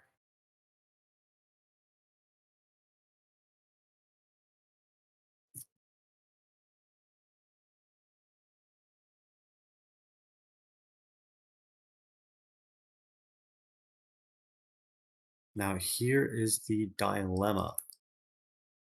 What does this Curum attempt to do? As while it could set up for Dragon Dances, Scald does threaten burn, as well as Toxic threatening to potentially sorry for the brain fart, sorry. As Toxic does also permit a chance for a full sweep here. What is going to be the decision of Declan as they have a choice to make? Swapping out of Curum and brings in Garganackle, not quite enough to Skull. Um, would theoretically, um, I do believe while Sulkor is decent damage, I don't think it's enough to KO or at the very least outpace recovery. And keep in mind, we do still have Rillaboom in the back.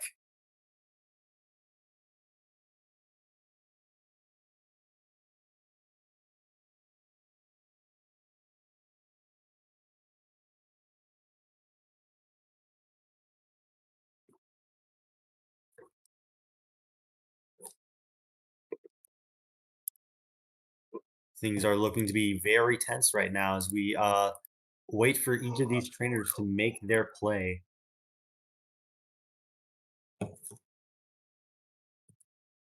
Now here comes the question. In comes the Gliscor.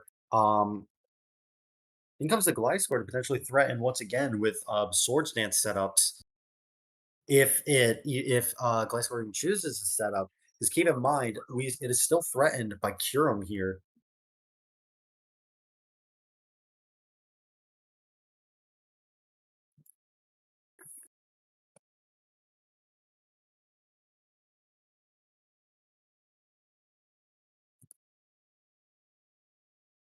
And so the question remains.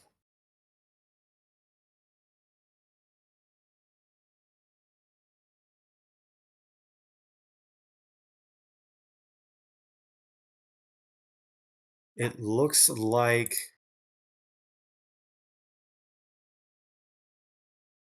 there we go. We actually confirmation now. Curum is choosing to swap into an Earthquake here. Not negligible damage, keep in mind.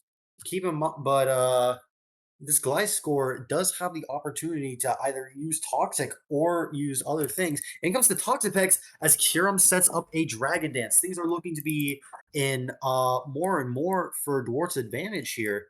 This is going to be a tough case for Declan to come back from.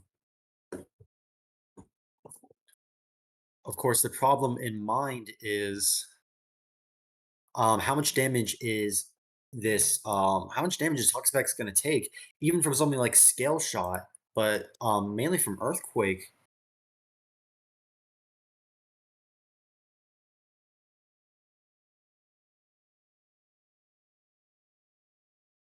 Now here is the now this is going to be a tough decision for Declan to make.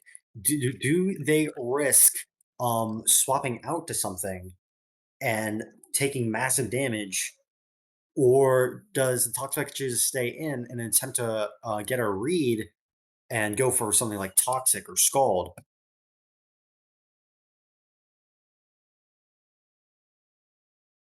This is the tough choice that every trainer must make between battles. There we go. We get confirmation. That's actually going for Earth Power here, which is not something you see often. And as Toxapex uses Haze to negate the Dragon Dance, although I'm not certain how much it mattered. Keep in mind the we do have the Dragon Dancer in the currently the match. Now this is going to be interesting. I believe Earth Power. If I want to get confirmation, I believe Earth Power didn't do as much as it should have. Yeah, Earth Power only did about a little over a quarter. Now, of course, in comes the Clodsire to bait out the Toxic here. But keep in mind, Clodsire isn't going to be dealing much damage either, thanks to its low attack. And I do believe, unless this is Water Absorb, um, unless this Clodsire is Water Absorb, this is potentially a good matchup for Toxapex to be in.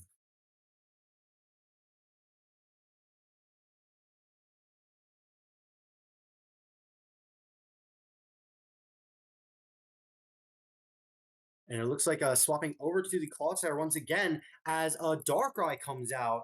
Now, this is going to be immediately threatening, even if it's not using something like Ice Beam to threaten the Gliscor here. One Nasty Plot, it could be all it takes for this Darkrai to get going.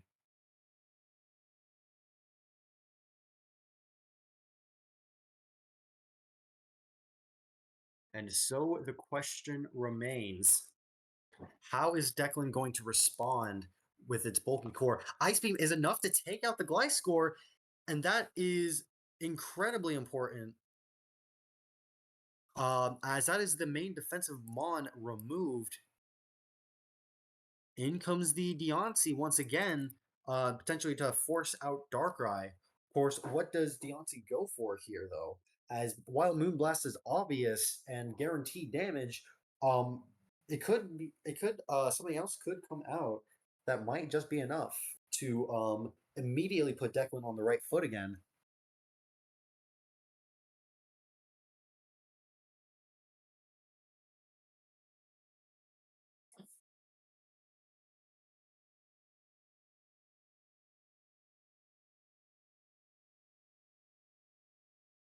It looks like swapping out of Darkrai and into Clodsire, reducing special attack, but I'm not certain how much that's going to matter. Keep in mind, this Deontay probably has something to do against this Clodsire.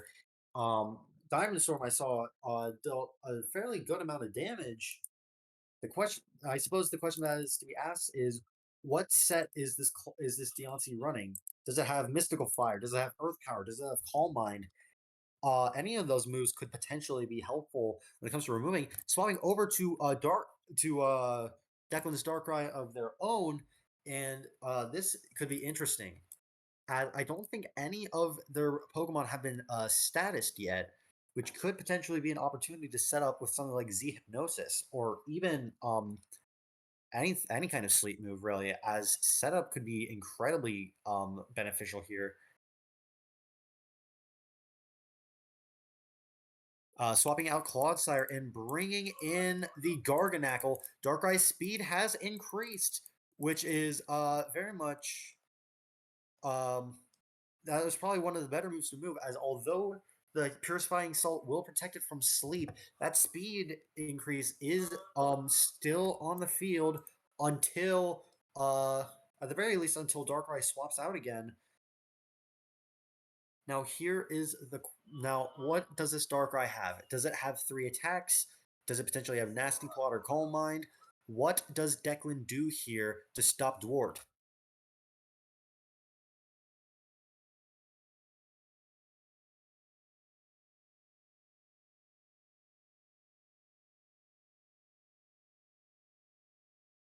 And it looks like we get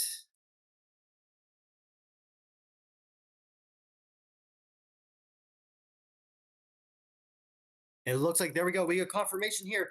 Darkrai is going for a Nasty Plot sweep. Unless now here's the question: what does this Garganacl have? It has Salt Cure. Any kind of damage on this Darkrai, I don't believe it has leftovers or anything. Is permanent. How much damage would something like Dark Pulse do against Garganacl like this?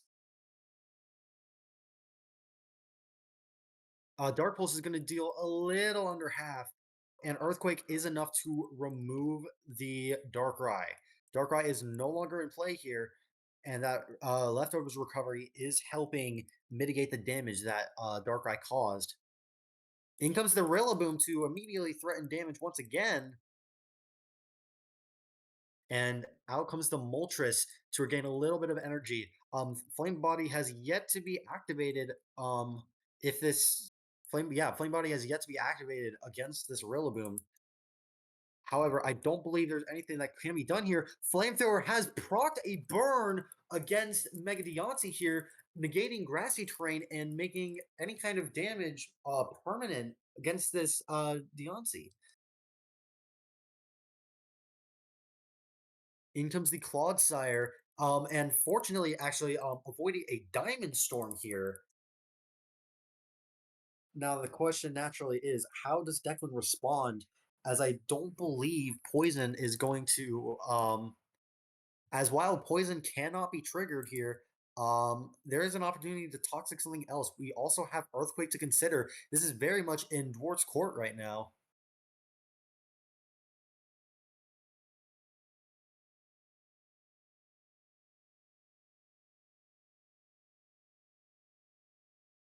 And so it looks like Declan has a tough choice to make.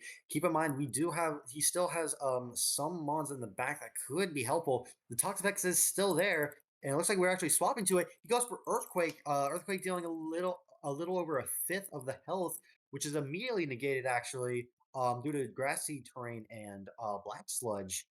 Only dealing a little under a tenth, in fact. Now here's the question: um, is this Clodsire water absorb or unaware? As that might determine how this game ends out. I do believe the only attacking move on this Clodsire is potentially Earthquake too. And if that's the case, then this might just be a battle of attrition.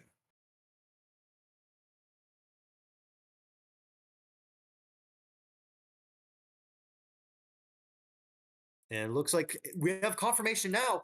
Spikes are being laid here as Scald. We have confirmation now. The Clodsire is water absorbed, meaning there is pretty much nothing this Toxapex can do against it, except maybe lay Toxic Spikes.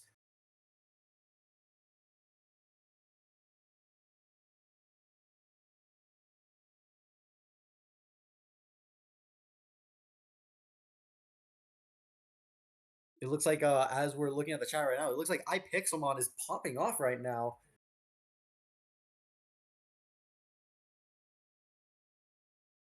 And so the question remains, what does Declan choose to do?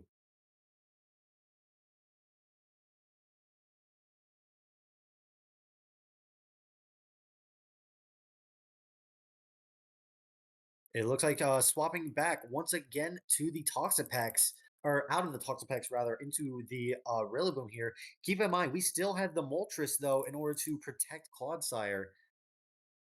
Does this Rillaboom have anything at all which can counter Moltres?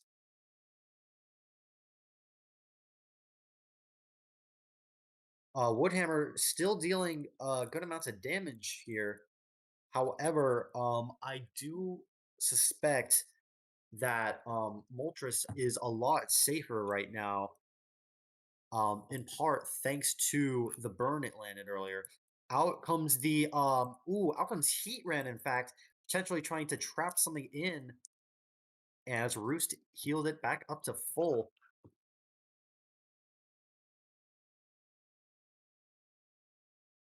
Now this is going to be an interesting turn, as this could very well determine the match. What does Declan choose to use here?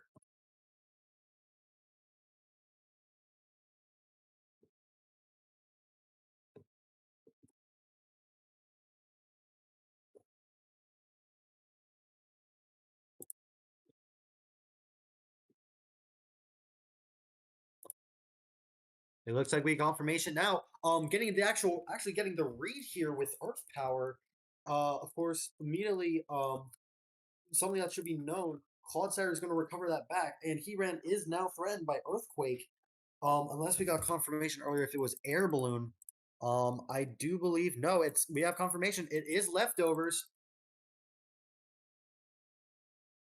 I do believe, furthermore, any kind of damage on there has to be some way to remove spikes left. He ran going for protect here, still allowing Clodsire to return not quite the full as the grass has disappeared. However, it is very much certain that this Clodsire is going to return to full health, if not in one turn, then in two.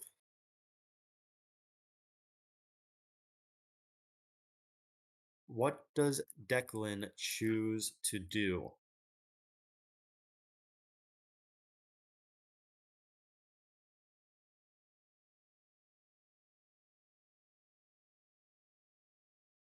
They're making some very difficult choices right now.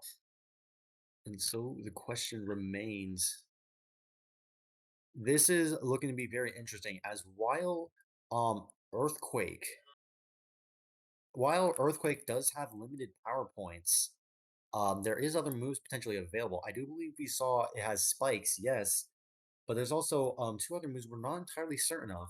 In comes the Earthquake once again. I think that did less than 10%. And there we go. Black Sludge has restored it up to full health. In comes the probably in comes the Moltres once again. The question is, does this Rillaboom have anything that will threaten it? Actually going for the double swap here. A very good read on Deontay on the very good read on Declan's part.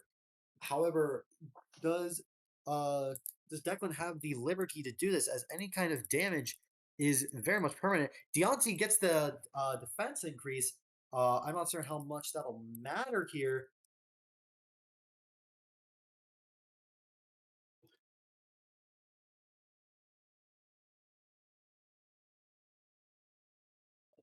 This Clodsire is proving to be the thorn in Declan's side right now.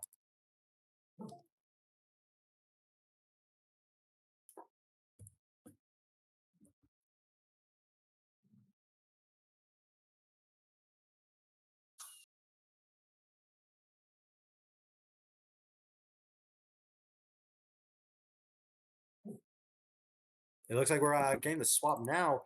Once again, a little more damage in with spikes and earthquakes here.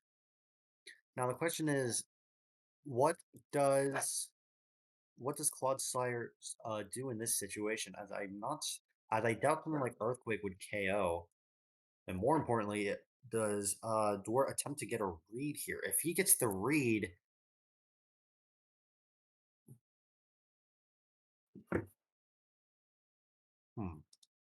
Ooh, we actually get confirmation. Dwart can't go over to Moltres though.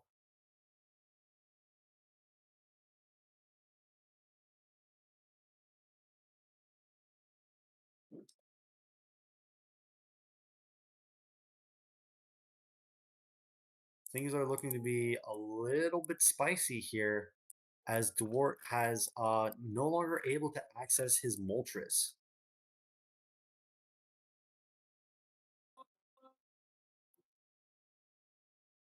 We'll have to see for ourselves how things turn out for this.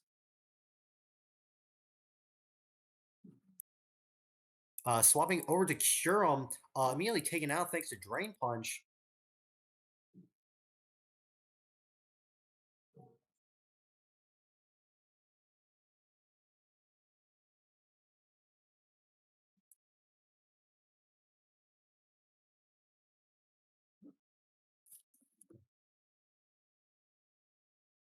And so the question remains, everyone.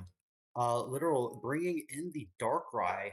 However, the grass has disappeared from the field, and Darkrai is naturally faster than Rillaboom here. I do imagine something like Ice.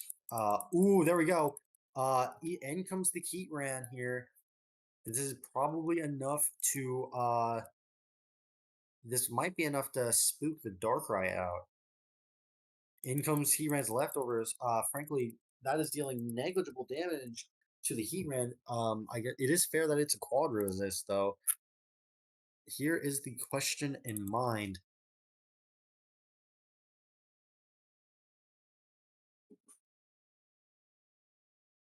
How are things going to turn out here?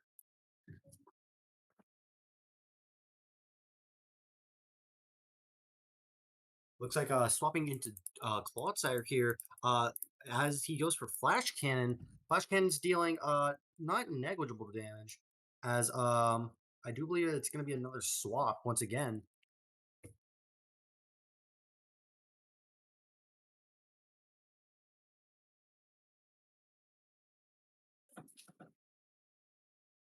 And it looks like we're swapping once again toward the Rillaboom. That damage is coming out. In comes the Toxic, though. And so the question remains.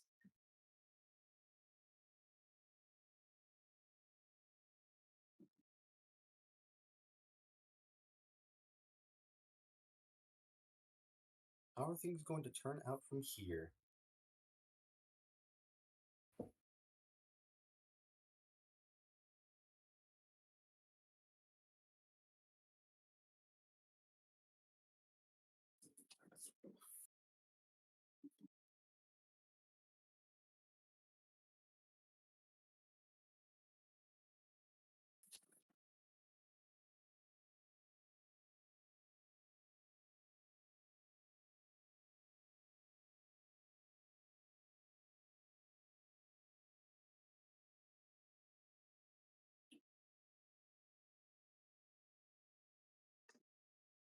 And it looks like Clodsire goes for the recover here to heal, but the Toxic is coming out, and it's certainly making plays here. Apologies, I had to leave for just a little bit. The question remains: how are things going to be set up?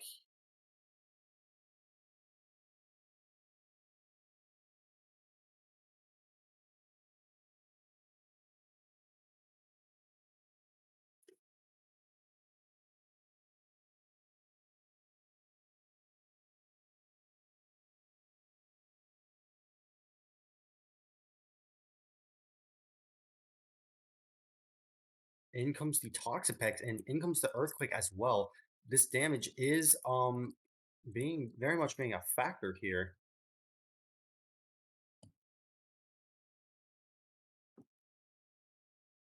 It looks like it's the Earthquake once again. Although I don't know how much damage, how much power points Earthquake has left. Keep in mind that's very much a factor here.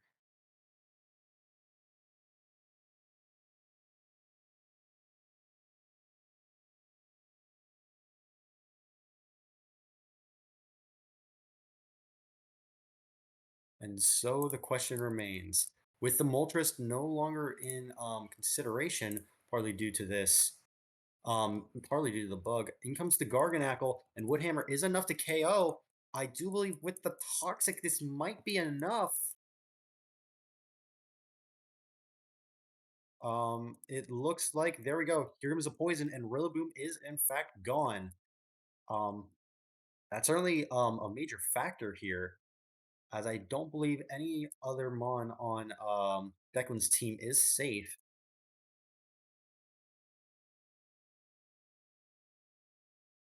In comes the Darkrai once again, and here comes Heatran. Now this is the question.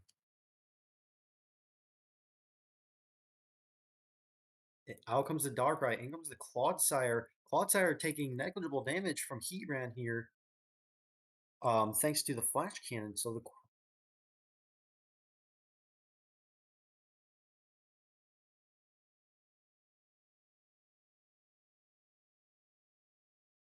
So here we go, everyone. This is the question. How many power points does Earthquake have left? And more importantly, Earthquake is dealing a little under half here. It's very much possible for Recover to be a factor. I do believe Earthquake has a maximum of 16 power points.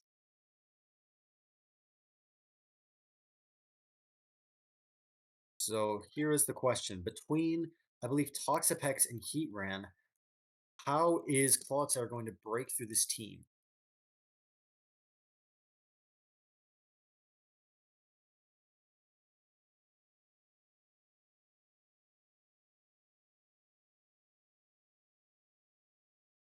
Out comes the Darkrai as Toxapex goes for a cover here.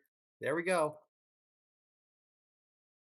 This might be the opportunity for Dort here to potentially go for a nasty plot sweep if the opportunity arises. As far as I'm aware, I believe the only Pokemons left are Heatran and Toxapex, unless I'm wrong. And so the question remains: what's gonna happen? Thunderbolt a little under half here, which is certainly a good amount of damage here, as the Toxic has set in.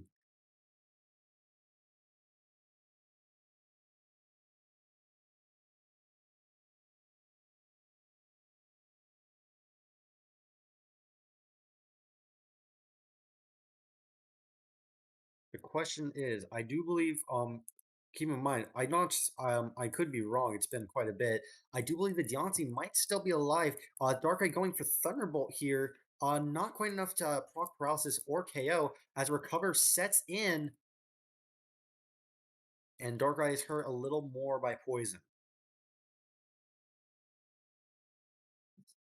Once again, Thunderbolt is not quite enough, and more health is being recovered every turn. Over half, keep in mind, in part thanks to Black Sludge. In comes the Clodsire once again.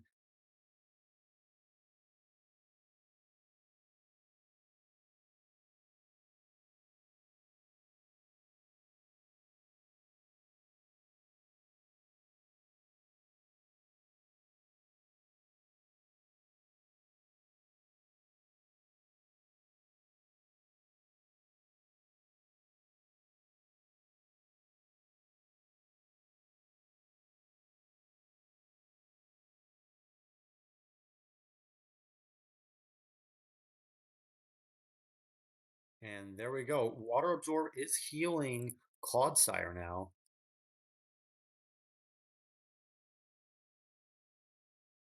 And it looks like more spikes are being laid around. That's certainly going to be important, as I'm not sure how safe Regenerator is anymore at this point.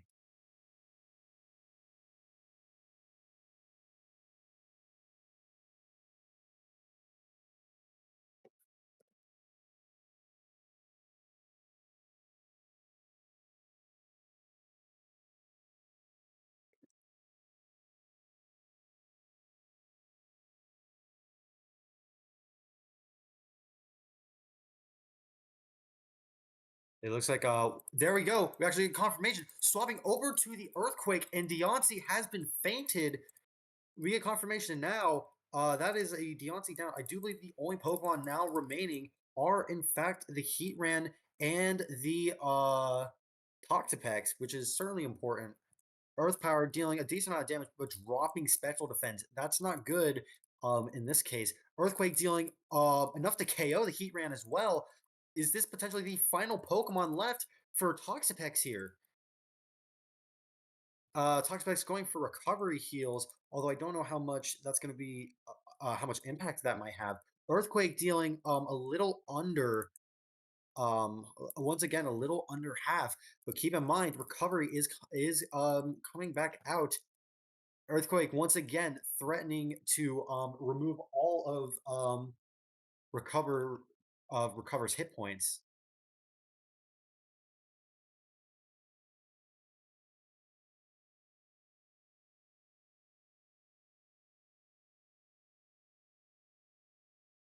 And there we go. We got confirmation now.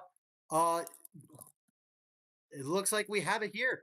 Dwarmole has was lucky enough to defeat Declan with 4 Pokemon remaining against all odds.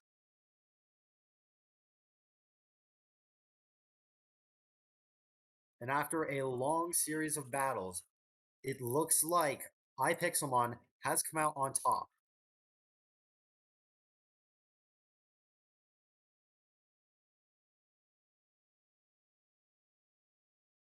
We'll be moving on to the next set of battles between we'll get confirmation now as we move on to the next group in round 1 here, which I do believe, if I'm correct, is PokeCafe versus PixelmonFR.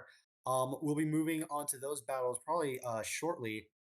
In the meantime, please feel free to recover yourselves a bit, grab yourselves food and drink as we wait for the next event to begin. Of course, I myself will also be receiving a short break. I believe up next will be our commentator, Alba. Feel free to come up.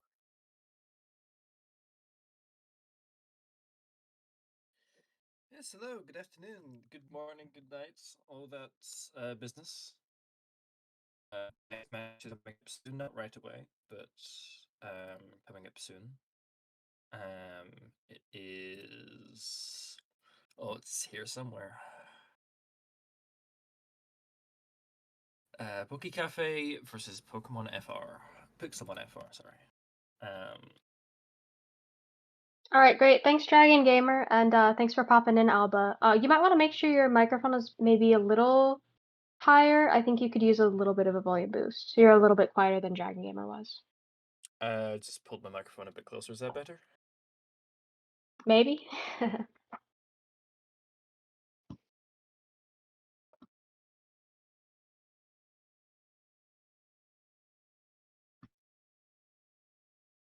All right, thanks everyone for bearing with us with all the glitches. It's just a part of modded Minecraft, unfortunately, but we're working on them. We're also working with the developers to try to get the problems solved permanently.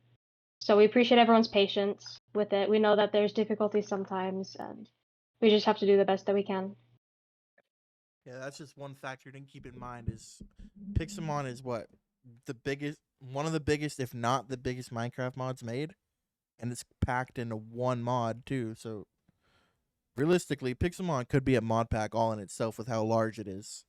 So the fact that there's Right. this minimal amount of bugs and this huge thing is, in my opinion, is pretty unbelievable, to be honest. I'm not smart enough to do what they do, so it's kind of It's a crazy. testament to how long it's been in development.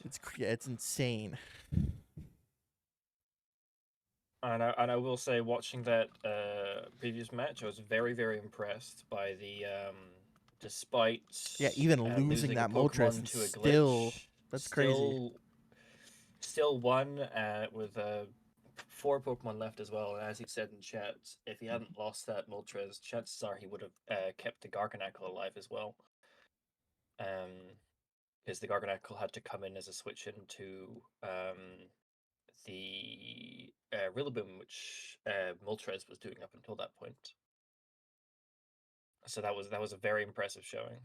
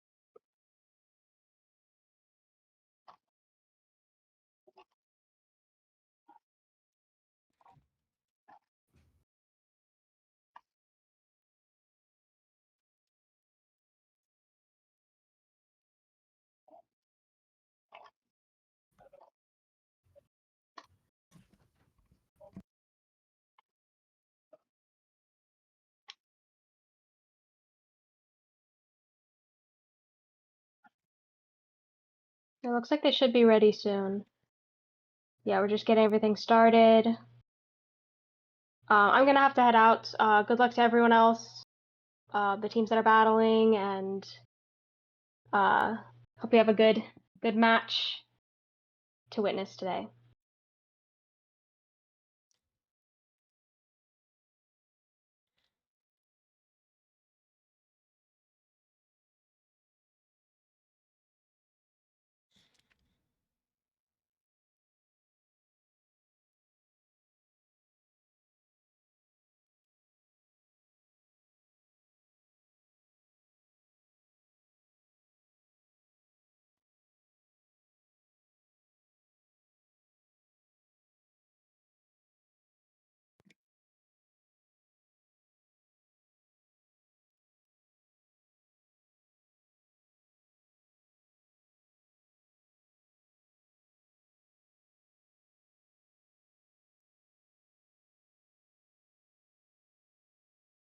Apologies for the wait, everyone. I was just taking a quick break before I returned to the commentating.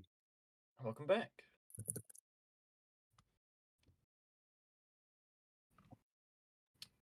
While we wait for this match, I was just thinking that previous game, I really wonder how much of a difference water absorb on that Clodsire really made. I would probably wager a good amount because keep in mind, although unaware is very much the key ability for something like Clodsire, not a lot of the team actually had proper setup mons. Most of them were bulky or at the very least choiced. It's a bit hard to tell as we don't exactly get access to many items, or at least Yeah, that kind of knowledge. the main thing it did really was really lock out that Toxapex from hurting the Clodsire at all. And although the Toxapex was kind of forced into recovery spam because of Earthquake, I still think the fact that it couldn't do anything at all, and also that meant that there was no burn possibility, which would have halved the outgoing damage of Earthquake, and also provided potentially vital chip to the Clodsire. I think the fact that it couldn't do that at all was really quite valuable. I was very, very impressed by that previous match. That was certainly a good opening set of matches, and we get confirmation now. The battle has begun, and we do get insights into their leads here between Landorus and Skeledirge. Things are looking very much in favor of Azok rather, compared to Gazpacho. This is certainly going to be a tough match here, at least for the professor. Now, here is the question that remains. Obviously, Earthquake or Knockoff are very decent choices into the Skeledirge. The I question mean, is, the main question for me is what is this Landorus running? It's always the question with Landorus whenever you see one is what is it running? Because it has 1.5 million options it can run, and nothing is set in stone. Could have Earthquake, could have Knockoff, could have something completely different. You never know until that first turn. that very much is true, as if Gazpacho goes for the wrong move here, you are potentially setting something else up. Ooh, things might be getting interesting. I think Gazpacho might have had a slight error here, actually, as I believe they accidentally only picked their Skeledirge. this does happen from time to time. Unfortunately, Skeledirge is not quite capable of 1v6ing most of the time. So, while I There we don't go. believe there's a requirement to have 6 Pokemon on the team, it's definitely recommended. Oh, I can't even see the chat. What happened? We're getting confirmation now. Only one Pokemon was brought on accident. They only selected one. Yes. Yep, only selected the Skeletor, so we're having a restart with same leads. I see. Okay. That's funny. Does he only have one up? Oh, there we go. The match is restarting here as Azok and Gazpacho are returning to the same leads. I'm not entirely certain how honorable that kind of standard is. Keep in mind it's different between servers. As we do get confirmation, as this is interesting. We know Azok or sorry, Gazpacho has U-turn, but Azpak has Rocky Helmet here. Very much a decent lead here is now this is the now, this is going to be interesting, as while Alola Mola is notoriously bulky,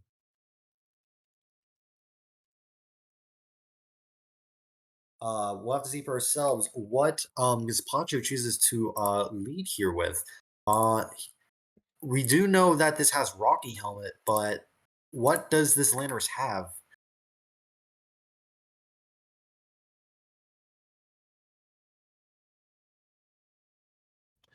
Another thing about Landorus that you always need to be careful about is it's always an infamous thing of at any point a Landorus could explode. You always need to be careful what's in front of the Landorus. We get confirmation now. I'm not entirely certain if it's banded. Oh, things are looking very things are looking a little bit less fortunate for Gazpacho now, as his Tapu Koko, arguably one of his better Aloma Mola answers, is now poisoned. So this is the question. Aloma going for the Toxic here to try and stall a little more. Now the question is, does Gazpacho attempt? There we go. We got confirmation. Tapu Koko attempted to read the swap to Landorus here. And more importantly, what does Aloma Mola choose to do now? His Protect has ended, but It's very it might not interesting be. because if he Volt Switches this turn and the Lando comes in and prevents that, he's going to take another set of toxic damage. However, I do imagine that depending on how it sets up. Oh my goodness, that's actually certainly an interest. That's actually not quite a play we were expecting. Swapping into Aegislash, who takes over half health from Gigavolt Havoc. I'm not entirely certain how much that could normally do. Partly in part thanks to electric terrain. Now this is Very going to risky be interesting. choice, because if that was a Lando, then that would have been quite devastating for to lose that Z move so early on. That very much is the case. He potentially was attempting to read. Now he was probably attempting to read Dazzling Gleam here, which does make sense in this case.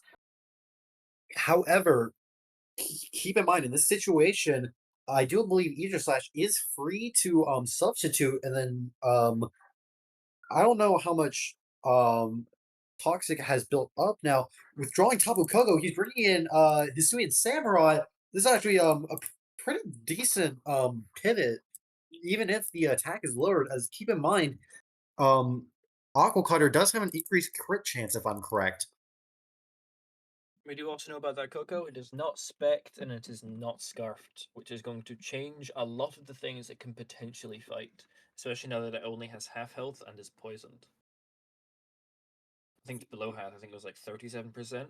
So if That that's is a pivot actually Coco, then that's it's not looking too happy right now because it won't be able to pivot from the much question that longer. remains is the electricity has just disappeared, meaning I don't think it's a train extender either. I don't think I Well, even it was saw. Zedstone. It was Electrium Zed. Right, of course. Keep in mind, I did forget about that. Actually, he's shooting the flip turn here, dealing a decent amount of chunk. In comes the Landorus of his own, proccing Rocky Helmet once again, as Azog is probably choosing to pivot into once again something else. What does Azog choose to swap to, though? Do we have an item confirmed yet for the for Azog's Landorus? I'm not entirely certain. I partly suspect it could. I don't think it's. It could be Scarf. It's I not don't believe we leftovers. actually. I do not believe so. There we go. We have the swap this time to Darkrai. This is going to be interesting as Darkrai. I do believe Darkrai does kind of typically run Ice Beam, either that or Sludge Bomb. And so the question remains: does I imagine Darkrai is running Ice Beam in this case? The question is, does he actually go for Ice Beam or does he attempt to read the Landorus here? Darkrai going for Dark Pulse, in fact, taking a decent amount of damage from U-turn here as these pivot comes back out. Although that Landorus, I don't think is safe switching it into another move depending on the setup. As Landorus tries to pivot into something that can handle this incredibly fast Darkrai. Very risky stuff from Professor Gazpacho with the Electrium Z Thunder earlier when the Lando switching was possible. And staying in on that Darkrai despite the possible and even likely Ice Beam. Azog has unfortunately just lost their Landorus. Oh, really? Oh, Yep. oh my. That could be quite big, although it was quite low health. Dazzling Blink once again.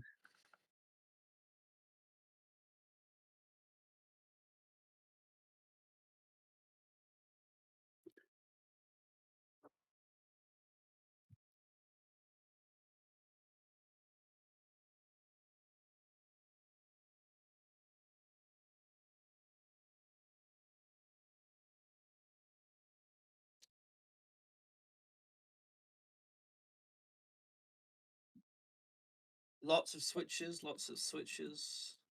And there we go. We get confirmation. The Latios has Toxic. In comes the Skeledirge once again. And so the battling. Ooh, this is actually interesting. One of the referees is telling us to stop battling. Something could be getting set up here. Can we get logs of the battle? Potentially trying to get some information about the disappearing Landorus, maybe trying to potentially, but I suspect maybe get some information to see if they can find out what exactly caused the bug, because from what I'm aware, it's disappearing Pokemon have been happening quite a lot recently in this version.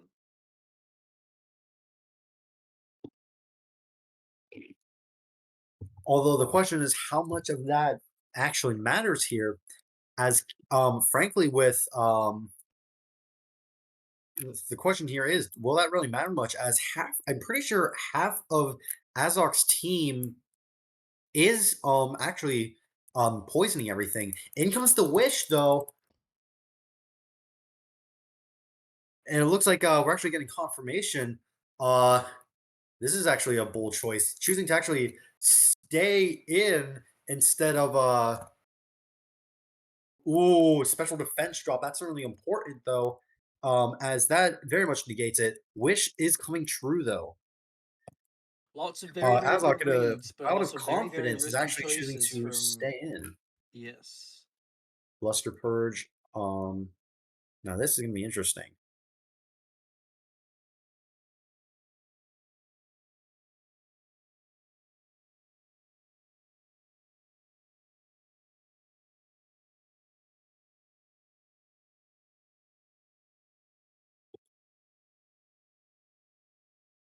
I would assume that this. I think that Latio is that Latio's scarf. Potentially, that could very much be the case. Shadow Ball here coming in, doing a lot of damage to Skeledirge here. Chances are, with the combination of moves being brought out, this Toxic is racking up quick. As even with something like Wish, there is a solid chance that all the Toxics will just add up. In comes the Alola Momola once again.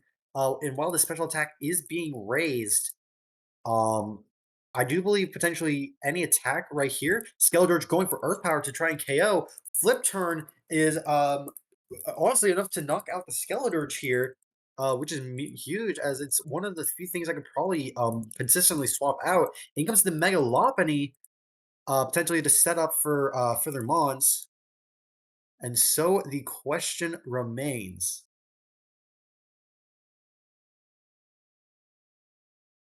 Mega Lopunny has been set up, and frustration is enough to KO the Landorus here. Azog might be able to actually commit to being able to handle everything without the Landorus Therian. In comes the Mega Scizor, though, potentially immediately threatening with Bullet Punch.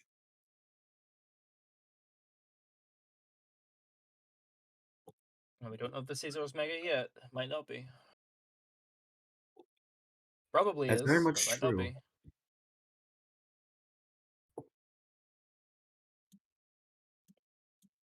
Azark has been handling this very well. Professor Gazpacho has really struggled to get any momentum going. Every time they've tried to get an answer to something or to start maybe making some space for themselves, Azark has had an answer. And it's not just been an answer that's a temporary answer, it's been an answer that has really, like, it's, a lot of the time it's toxicked it, sometimes it's threatened it out entirely. There have been many good decisions made here that even without the Lando, Azok's in a really good place right now. There's other things we need to consider as well. We get confirmation now. It is Mega Scizor. Question is this choosing to U-turn out? This is interesting. Azok saying they didn't click a move there and is asking to restart. The match is 21 turns in. I assume probably will not be allowed.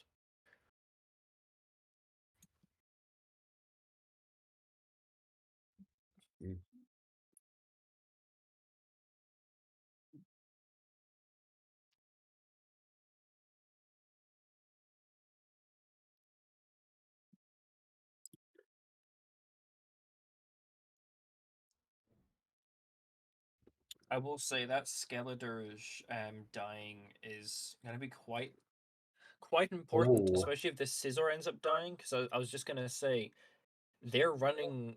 Professor Gazpacho is very quickly running out of answers for Aegislash. While that is true, keep in mind there has to be. Is there anything that can actually threaten the Scizor? As although it's bulky, it is very weak to fire moves, and even depending on the Pokemon, even fighting types can properly dispatch this thing. The question is there anything that can stop this Scizor? As although the Landorus has been removed, keep in mind it does allow for Scizor to set up. As I don't think Scizor Earthquake. has just gotten one Sword Stance off. We'll see what it does this turn. Don't know if if it has knockoff or not.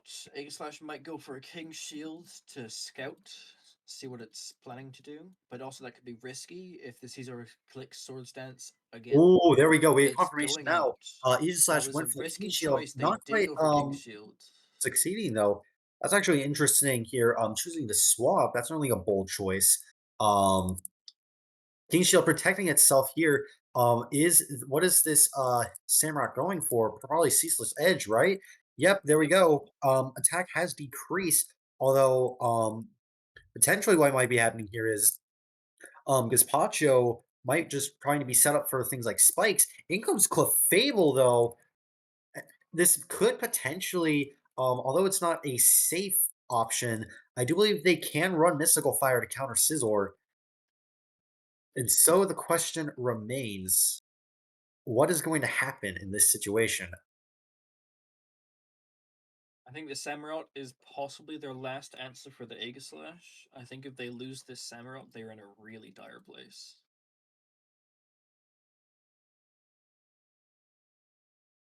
That's certainly true. In comes the Latios. Stealth Rock Setting is up set. Stealth Rocks, though. This has been a very switch-heavy game, so that's really going to start hurting on Professor Gazpacho's side. What could this Latios have that could threaten this Clefable? That is actually a good question, as I don't believe. There we go. That's probably what it was going Luster for. It's probably going Purge. for Luster Purge, and Soft Boiled is immediately healing it back up to health. However, that special defense drop is very much a factor, unless this is unaware. In comes the Darkrai, though. And however, while it is hurt by spikes, I do believe Darkrai is not only faster, it probably has the ability to set up at a later point. The question is, we still have quite a few Pokemon in the back. I'm not sure if there we I go. We do have Hisui and suspect. Samurott coming in. Darkpool stealing. I think that was a little over half. I think it was already hurt a little bit. I think. That is also true. In comes the Alomomola comes back Alomomola going in. for Razor Shell and reducing defense. The question is this Samurott Scarf? Because if it is, this might be one of the best answers as Coco can bring. In comes the And it Latios goes once out. again as Alomomola goes for Interesting. a flip turn. I Once do again, not probably trying believe. to. I think you might be right. I think that Samurott might be scarfed because they could have, with that defense drop, they could have started wailing in with other attacks, but they didn't. I think they were locked into Razor Shell. Now this is actually interesting. As swapping Delopany here, Fake Out would guarantee a KO here. The question is, does Gazpacho want to sack the Latios? It looks like he's choosing to sack the they do. Latios here. Very much a decent choice. Now, of course, we do have Mega Scizor in mind. But we also have Hisui and Samurai. I imagine we probably get confirmation now that this probably Taking is stealth rock Choice Scarf. damage again. It is now 24%. It is looking rough. And so we have it. Ceaseless Edge, potentially attempting to read something. I still think Samurot's gone. I don't know if Professor Gazpacho has an answer for the Aegislash now. And out comes the Aegislash. Taking tiny bit There of is spike potentially damage, an but doesn't care option. too much. Ooh, Ooh, the Coco. Very low, takes stealth rock damage, and is toxic. In a very rough position. this could be game here. That Stealth Rock, very much helping. But yeah, I would imagine with the toxic combinations of everything, this might be enough. Tapu Koko going for Thunderbolt, not quite enough to KO. And oh, things are looking very bad for things are looking incredibly bad for Gazpacho right now. Yep, and the King Shield. And that is going to be the Coco dead through poison damage. And they are still behind a substitute. So Scizor is going for the Swords Dance. Shadow Ball Hits with is the Shadow doing a Ball. little bit extra damage. I'd say about Still behind a the third. substitute though.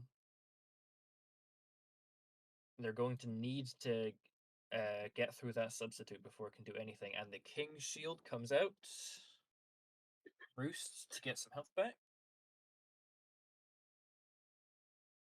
I would imagine. Oh, going for Bullet bullet punch. punch actually. The substitute did not break. The substitute is still up. Now here's the question: does Gazpacho attempt to read a King Shield here? Going for Swords Dance. Yeah, actually did attempt to go for the King Shield. Is dropping the special defense. There we go. Potentially forcing a roost here. If not done carefully. There we go. Ooh. I need to get confirmation. Will one more special defense drop be enough? Oh, that's huge. Substitute is gone, but the Scizor has so little health. Roost is coming out once again. Shadow Ball, not quite enough.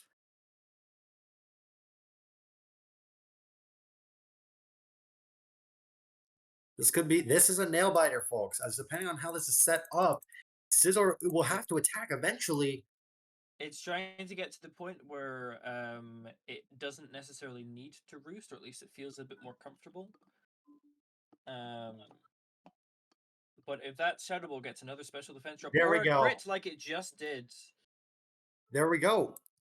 Incredibly, Azalka 6-0's Gazpacho here. The first match between PixelmonFR and PokeCafe has. I don't know what person belongs to what team. All I know is that the first winner of our first fight between these two teams was Azok. We do have confirmation here. I believe as I am looking at this, there we go. We get confirmation of the bracket potentially. As we are looking at the reviews. as Ancient Freeze is doing this. Gazpacho is representing, I believe that was PokeCafe, or I could be wrong, as I believe this is yes, sorry about that. We get confirmation as we look at group stage round 1. I could be wrong with these teams. Yes, it's Pokemon FR. I assume Pixelmon France versus PokeCafe. And it looks like we confirmation because it's part of PokeCafe. So right now, Pixelmon FR is looking incredibly well.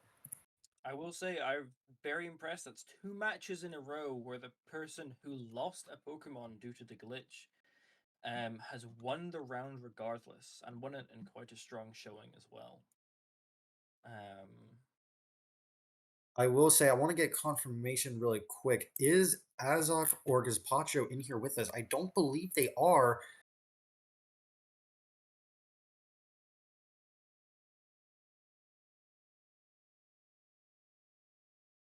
And it looks like potentially we might get confirmation for the next set of matches here.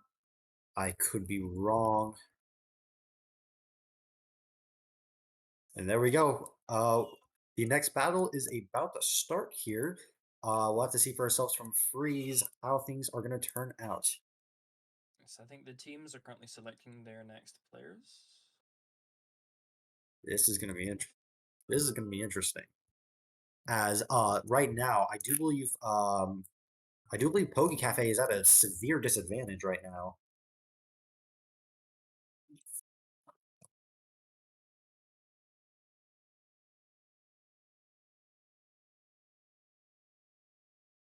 And so we get potentially insight into things.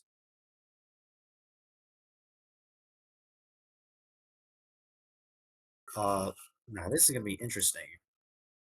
I do believe we might have. There we go. We get confirmation now. It's Smart Pest versus Stevalry. This is going to be interesting, as at least we might potentially have a fan favorite in Smart Pest here. At least from some people in the Twitch stream. We'll have to see for ourselves how things turn from here.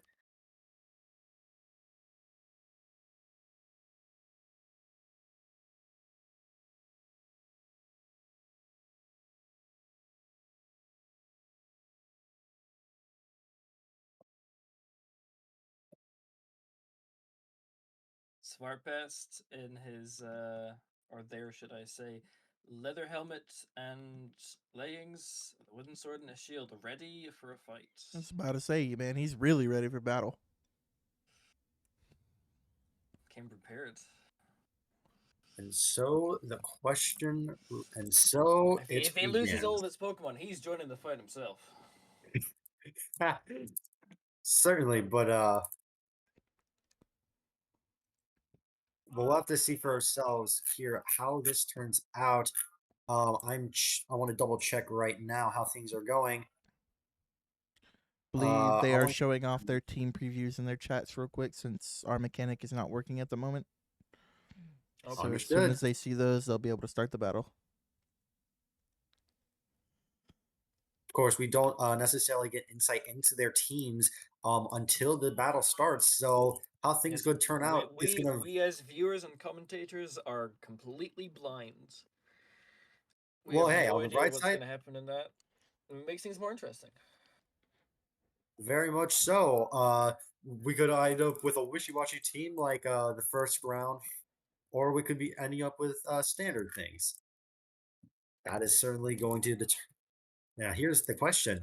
Do either of these trainers have a surprisingly good Pokemon for this kind of metagame?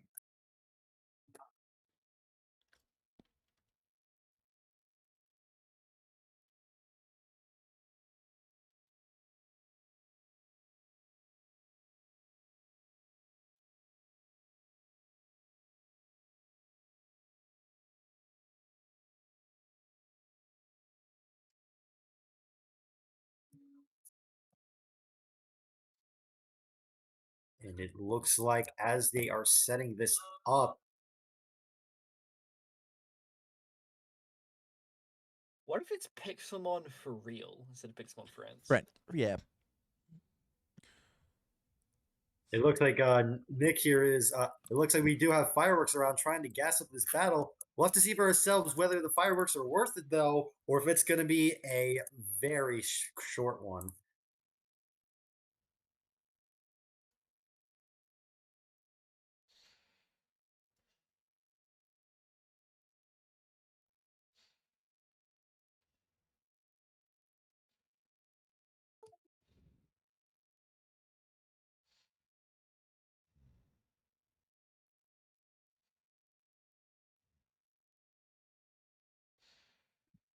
Now, this is going to be interesting, as although we've not seen many battles yet. Based on what we've seen so far, what do you think some of the common threats are going to be going forward, Alba? Well, we're starting. Before this tournament started, I did expect that we were going to be seeing a lot of Landos, and so far that has been very correct. We have an Urshifu and a Lando lead. That Lando No, immediately threatened from turn 1. certainly a good read on Spart's part. Swapping over to Toxapex and Urshifu making the good play to U-turn here. Immediately putting Spart Pest at the advantage.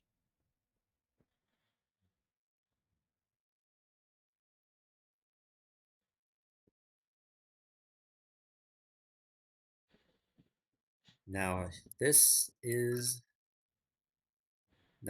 going to be interesting. We've seen so far that Stevalry is using some very common Pokemon in Toxapex and Landorus.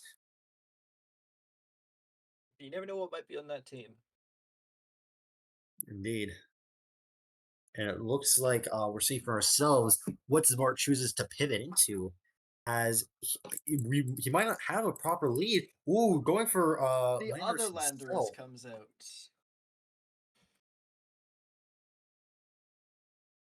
Now this is actually it's kind of hard to tell who has the better matchup here, as although Toxapex can threaten things with burns and toxics, Landorus does have the immediate power to threaten a KO on Yes, Toxapex, even if it's not a depending on one-hit the set KO. this Landorus is running, this Toxapex could be in danger. And even if it's not running that set, the mere threat of it, the mere idea that it could be there, can very much force that Toxapex out. That Toxapex is something you want to last a long time. So if it dies at turn 2, it's not great.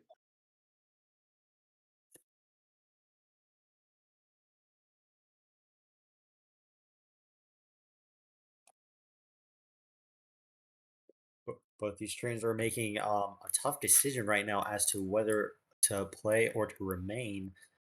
Landorus is going for The Stealth rocks Rock, go making a up. very bold choice, actually.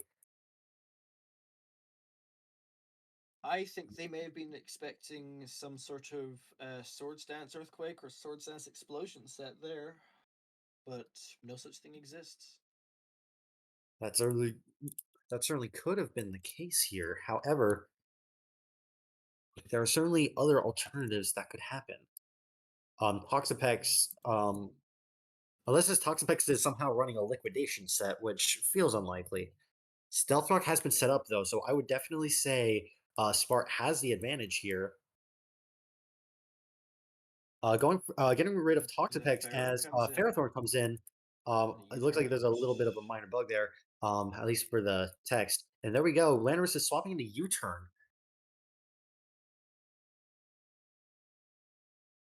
Can take a tiny bit of chip from Iron Barbs, but no Rocky Helmet. Chances are this is probably a leftover set then. And here, well, this is going to be interesting, as while fire and fighting moves are good here, keep in mind the Toxapex is still in the back, making for a very good defensive core. Actually, he's going out to Darkrai here. This is certainly interesting. Um, what is Spark cooking? Maybe thinking of setting up on the Ferrothorn. What can the Ferrothorn really threaten this Darkrai with, realistically? Um, Perhaps a Gyro Ball could hurt, but is it even running that? I mean, it depends. It could keep in mind, Ferrothorn. I don't know how splashable Ferrothorn's set is, as I've even seen body press. And if it's running body press, then Darkrai is immediately threatened. We'll have to see.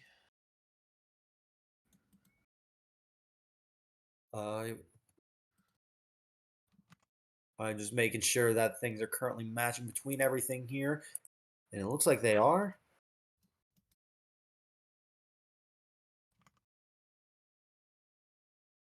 And so they are at an impasse. Currently, what do you think the options are, frankly, for either player? Because there I could be think tons of if ways. I was that Darkrai, I'd either get out, but obviously they willingly switched in, so I would personally go with setup. Oh But they my! We don't. actually They got go with the our Dark confirmation now. Pulse, Darkrai going for a straight for Dark damage. Pulse here. As you actually And the said, it Gyro Gyro Ball Ball does come comes out and in. deals Yep. over half health. I don't think this Darkrai can safely 1v1. Do not believe so. No, it's gonna be forced out here, or it's gonna Oh my sacrifice god! itself. Oh, that was incredibly fortunate Oh, from the oh, Ferrothorn interesting. here. The Ferrothorn expected the switch, so going for the Leech Seed instead. Ferrothorn, I assume, is still heavily threatened by. Why have I been pushed into the battlefield? Has been still heavily threatened by that Focus Blast. That If very it much is hits, the case. I think that may have been an attempt at a bait. Ooh, And this is actually Mimikyu comes in. interesting. Oh my goodness, Oh, the Darkrai! Z move is eaten, and it's completely wasted. This Darkrai is That was a fantastic call there. I think they were only expecting a Focus Blast. I don't think they were expecting the Phytinium Z Focus Blast, but that's what they got, and that's what they just ate. so now here's the That was question. a Swords Dance is fantastic free, turn. right? Correct me if I'm wrong. Swords Dance is free here, right? Absolutely, that Mimikyu is still full health. Disguise is still up. It is not broken. A Swords Dance is still a viable play. Furthermore, I do think Darkrai is low enough to potentially faint. I want to get a confirmation on the calcs real quick. I think Potentially it's faint with a yeah, Swords just Dance enough. Shadow Sneak alone, potentially. That Very is true, potentially. but keep in mind, Darkrai faints to Leech Seed here. Swapping over to Melmetal as Mimikyu Ooh. goes for the ooh, this is actually interesting. Just the Shadow Sneak, not the disguise is still up because Life Orb HP drain cannot break the disguise. I just Metal takes a something else tiny I bit of chip, realized but is not this. much. Oh, this Mimikyu is no longer safe. Mimikyu actually Oh, going for Mimikyu's the been Will-O-Wisp here. A burned. decent choice. Not quite enough to KO, but I do think That Metal being leftovers. burned is gonna hurt a lot. I don't even know if that threatens Lando anymore with an Ice Punch now that it's burned. That is true. However, I think this Mimikyu has been safely neutralized. Very much so, yes. I don't know if they're just gonna sack it now. Maybe get a bit more damage in before the inevitable.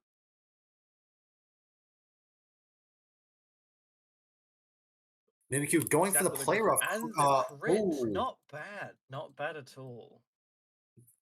and keep in mind, he was also potentially trying to go for the attack lure as well, instead of going for something like Shadow Sneak. So, well, Landorus can now come in, and with the does not threaten Landorus at all. And the Melmetal is thoroughly threatened by an Earthquake. I think this might be within Oko territory, depending on the EV investment of Orlando. that certainly could be the case. However, we saw I had Stealth Rock earlier, so potentially it is That's very, very true.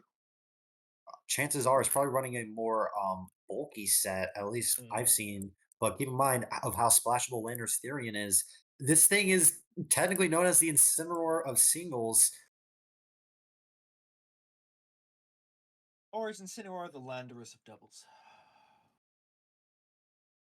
We'll have to see for ourselves. Ooh, this is actually interesting. Going out to Porygon Z. This is going to be interesting. Tiny bit What of does chip this damage, Porygon and that's Z not broke. have? Not sure. Z conversion is usually top choice. but that is the dilemma at hand. What does Porygon Z have that even at +1 Threatens a would Melmetal. probably That's a KO a good Melmetal question. like this? Especially because this Melmetal chances. Oh! What? Allowing the Landorus to come in unscathed. Well, Potentially, but taking keep probably in the mind the Toxic down Toxic to is course. out. I'm wondering That why. Melmetal is extremely threatened now. Yes. However, I keep don't in know if they mind only did that to get the Landorus in without taking an Ice Punch. I'm not sure. Expecting it to take a double Iron Bash instead. it could also have been a potential misclick as well because I still think even without swapping to Pori, I think it was safe. Uh Now this looks interesting. Landorus v Landorus. Ooh, there we go. The Landorus now I believe that is Sparks Landorus now is in the field and immediately threatening back.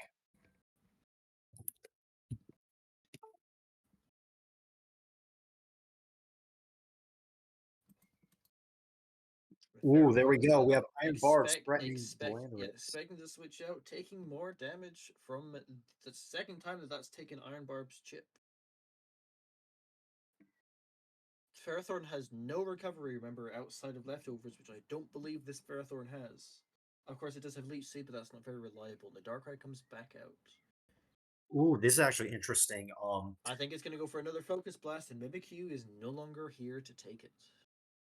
Another thing to keep in mind, I believe this Darkrai is running boots because it didn't take any damage from I don't Stealth think Rock. rocks are set on Smart's side. I think it's they're set on Stefari's side with the Ferrothorn. So I don't. They could run boots, you're right, but I don't think rocks are up on that side yet. I do the Toxapex though, Focus Blast dealing, I think that was 9%. Negligible. This is the Pex. What I'm curious by is what is Darkrai going to do here? As we know it's not. Oh, well, okay. we have our answer. Okay. And it looks like, ooh, Galarian Slowking once again being burned. Although keep in mind, paralysis is no longer on the field, assuming paralysis will be a factor here. So what is going to be done? That is the question. In comes the Ferrothorn. Keep in mind though, takes more Stealth Rock chip, can only take so much of that comfortably. Ferrothorn does have leftovers that just popped up in chat. We know what it's running now. oh, but actually, ooh, this is the question though. I've seen Galarian Slowking run Flamethrower before. And it doesn't look like this Galarian Slowking. Yep, getting out of there and setting snow. I wonder if there's anything on that team specifically that utilizes snow. Unlikely. However, I don't think Darkrai is safe anymore. No, I don't believe so, because believe it is. Oh, I only just saw Slowking use Teacher Sight the turn before. Gotta keep that ticking down in your head. Ooh, there we go. We get confirmation. Rillaboom is coming out. I don't think Leech Seed fails. Good move. And so now this is going to be interesting.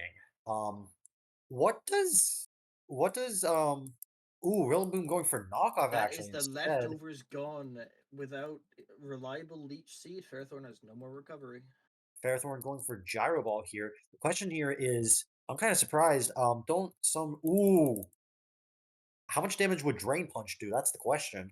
If it's running, If it it has it Drain might just Punch, that U-turn is. out, but then it would take Iron Barb's damage. Exactly. We'll have to see what it does. Drain Punch does, and it does kill the Ferrothorn. There we go. We get confirmation. That is one of the walls on Stefari's side down. The Pex still remains up. And I believe the Lando's still up as well, but it's hurting, so it can't really roll. I remember I believe this is the opportunity to see. That is the question. What does yeah, what does Valri have? Of bringing in the Curum, certainly a bold Interesting. choice here, given the fact that we know it has Drain Punch. However, I will don't Drain believe Punch Drain Punch KO? threatens a kill. I think it would hurt, but I don't think it threatens a kill. Whereas the Kyurem absolutely threatens a kill on the Rillaboom. That is true. Keep in mind though, Grassy Terrain is still active.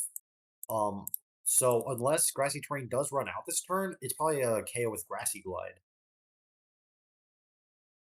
Why would it be? That's 4 times resist. Not quite. Grass doesn't. Keep in mind, everyone. Grass Oh right, is. yeah. Grass is neutral to ice. It's a 2 times resist. My bad.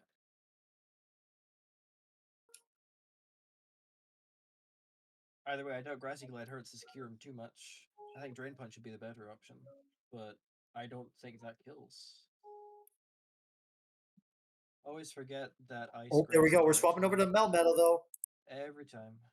Oh, going for substitute though. I'm not sure how much it'll be worth it, as I do believe Double Iron Bash still probably Oh, threatens. absolutely.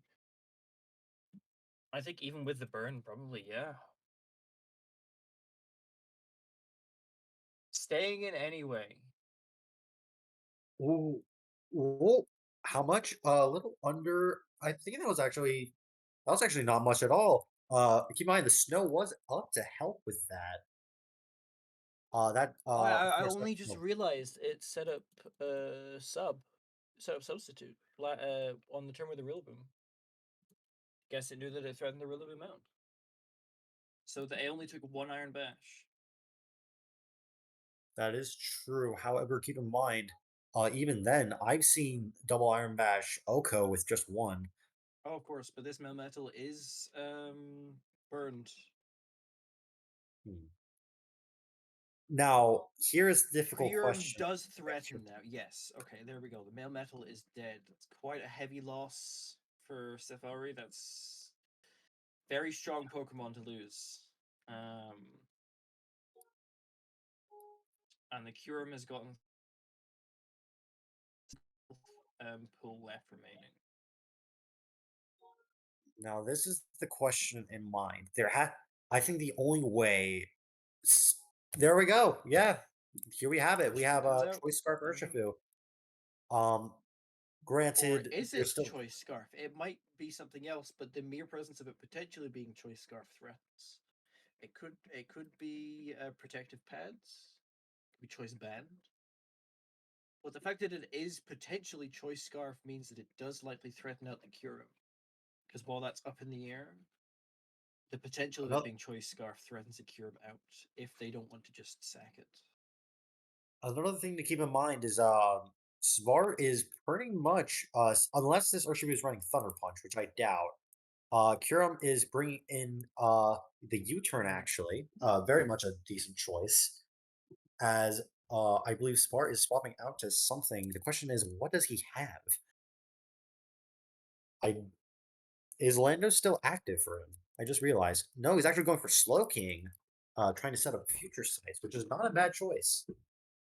Not at all. Means Toxapex, the time it can spend on the field is very limited. It really does not like taking future sites.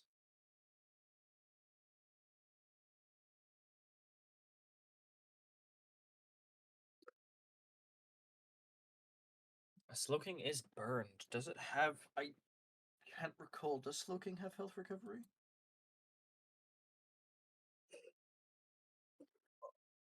So far, the only thing we know for certain is that the Slow King has Future Sight and it has Chilly Reception. That much is a given. Frankly, props to Valri for using Kyurem in snow. I'll give you that much.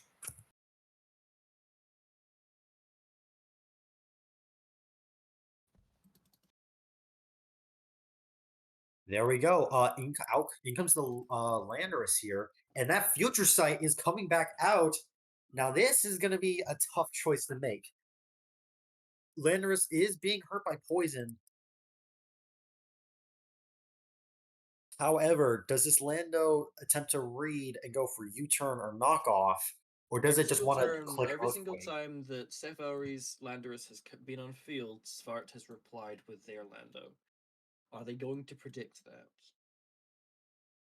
Or are they just going to go with the EQ with the hope of killing this Locate? This is a tense match right now, as this next turn could determine things. I believe there's 2 turns left until Future Sight procs.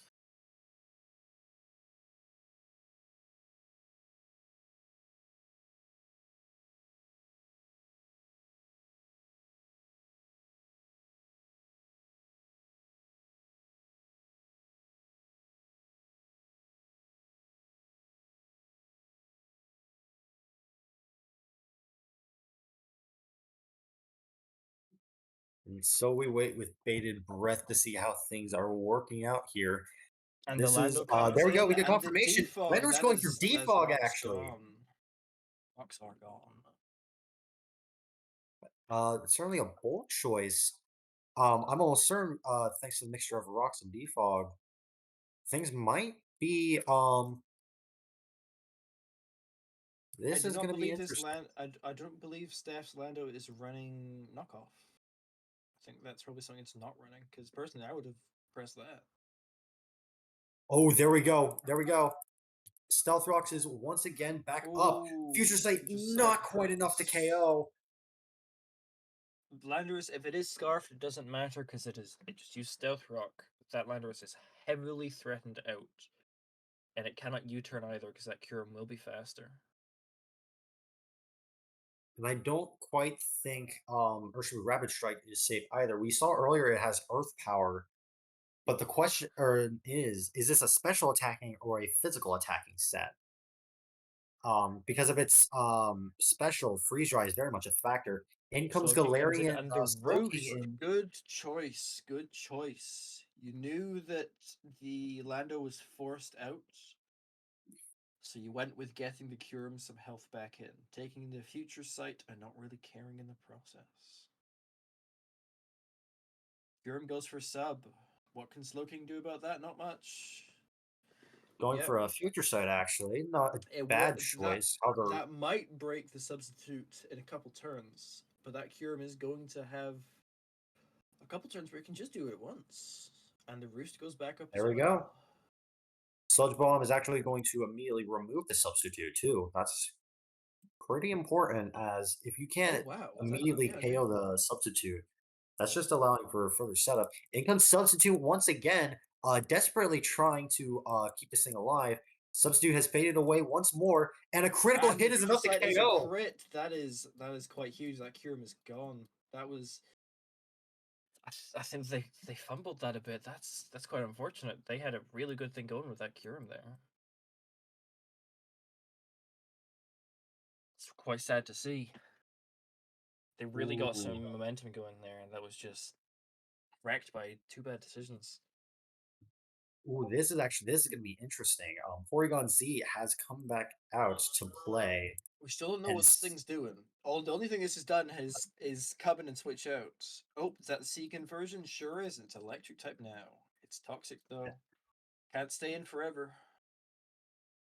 Maybe, but keep in mind, I could be wrong unless I have speed tiers wrong. I do think Urshifu Rapid Strike does come in. So even if unless it's not choiced, Rapid Strike does threaten a KO here. I would assume so, yes. But they cannot just hard switch to the Urshifu. They're going to need to bring it in safely somehow. Of course. One thing is probably getting removed here. The question here is, what does he choose to sack?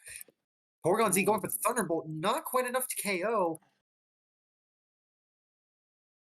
Still a good choice, though, in case the Urshifu did decide to come in with a hard swap.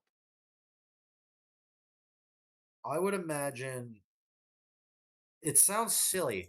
Oh, there we go. Icing is enough to KO. Interesting. And the poison's not quite enough to, for the sack. I'm the assuming poison- that the Urshifu is going to come in and just get a quick revenge kill. Might even be running Aqua Jet to do that. And there's about it's not really worth keeping at this point because it's going to die in a turn anyway. Oh, the There we really good go. comes out. Good choice. Grassy Glide is enough Yep. to KO the Porygon Z. I think. I don't think we've actually. I'd rather not jinx it. Safari is really being pushed into a corner here. See, this is where something interesting comes in. Out comes the Rillaboom. In comes the Galarian Slowking. Now, keep in mind, I'm not certain if this I doubt Galarian Slowking 1v1s. Because as much as Future Sight can do, it would have to take a lot of damage from Sludge Bombs beforehand. Out comes the Landorus, which makes sense. The Future Sight is being activated. I'm assuming Setting up for it's later. happened every turn. The other Lando's coming in as well. Are they going to predict it? Are they going to do something else? That is true. You could just, you know, go with the E-Quake and maybe kill the Slowking. But I think Svart's Lando is coming out to play. In comes the Landorus once again. Landorus Yep, going for a yep. knockoff. Oh, it does have we get knockoff, and it's a confirmation crit now. as well, and the Rocky Helmet is gone. Good choice, but that other Landorus is hurting bad. It is gone from poison damage. While Max that is comes true, in. keep in mind Landorus is out, and Yes. I imagine Earthquake will be doing a lot, unless it just conveniently runs Earth Power. That would be very unfortunate. Slowking comes back out. Deciding to play it safe. There we Future go. Sight comes Future in Sight and it dealing hurts a quite a little. bit. I think that might have been a little over half, but keep in That mind, was we have a about recover. 70% or so.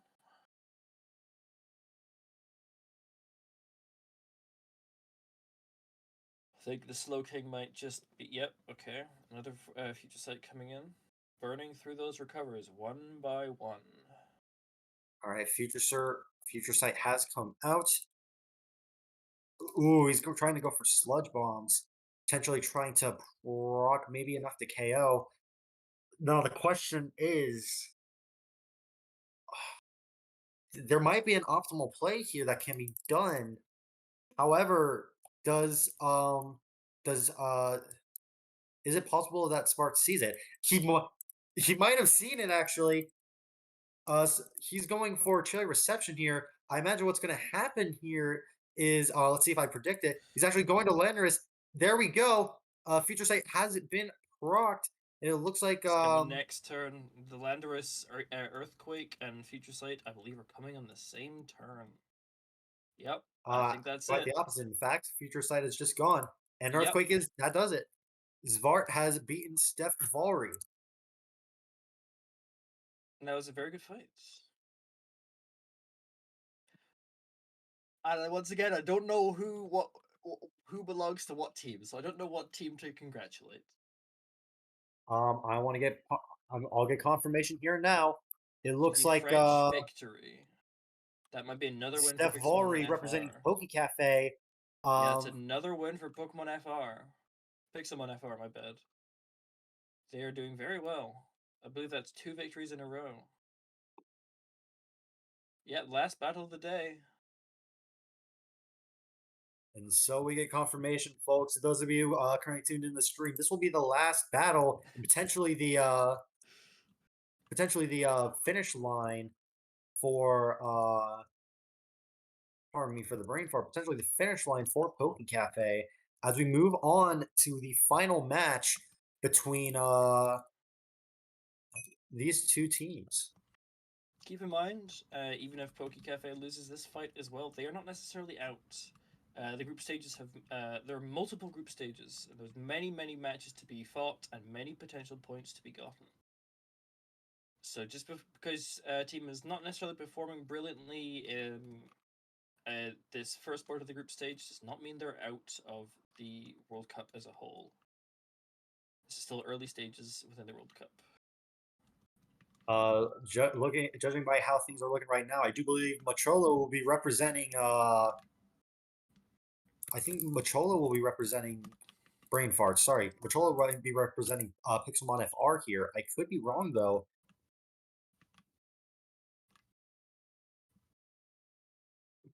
I do want to see if either of I do see Machola potentially versus others in Seaton. the audience right now. I want to get confirmation. No, it doesn't quite look like it is. Oh my gosh, there's a lot of fireworks.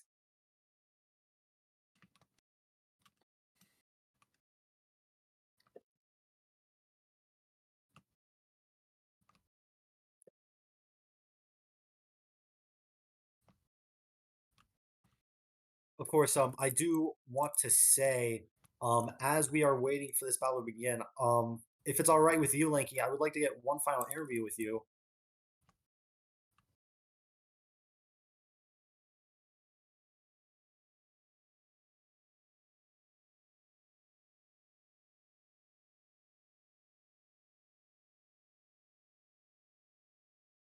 Unfortunately, I believe our dear Lanky has passed away. Ah, I see. Passed away now. What? Oh my god, he lives! I've never left.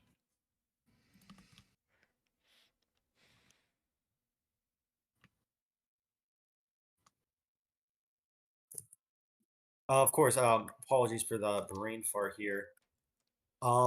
Let's see. Is it all right if we get one final interview with you before we begin the last match of the day? Yeah, of course. All right, with how things are going, it looks like as we are setting things up, is there anything surprising you've discovered over the course of these few hours? To be honest, not really. I expected there to be something go wrong. There usually does. But I'm glad it's something that we were able to get sorted out. I believe there should be some fix coming for it. Either maybe something special for us in the meantime, but been in works with the devs. As soon as something happened, I got logs, man, gave it to them devs, and they're gonna get something out for that next update. So all in all, Perfect. I can say it's a good thing.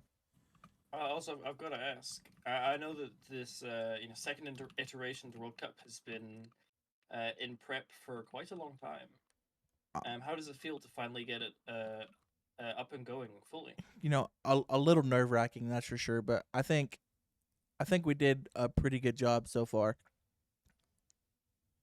Everything's going pretty smoothly with all things considered, I'd say.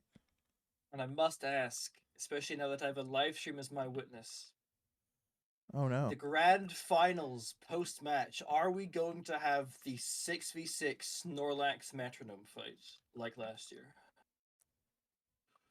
I'm gonna be honest. I don't know. I don't remember what that was. You don't remember last year after the grand finals, the winning teams both with a 6v6 Snorlax metronome battle, and it was. Hey man, fun. if they want to do it, I'm not opposed to it. That's all I'm saying. It must become a yearly tradition. I'm down for it. Maybe we switch up the Pokemon each year. Perhaps a Clefable metronome this year instead. A full team of just Arceus. May the best trainer win. I do believe we potentially, unless I'm wrong, I am wrong.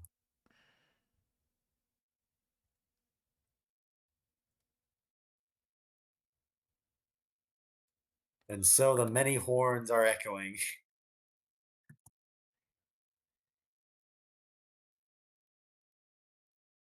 Person asking in chat, yes, this next fight is our last fight of the day. I do believe we have more fights coming tomorrow, and the day after, and the day after, and the day after. But as of today, this coming match now, the last match between PokeCafe and PixelmonFR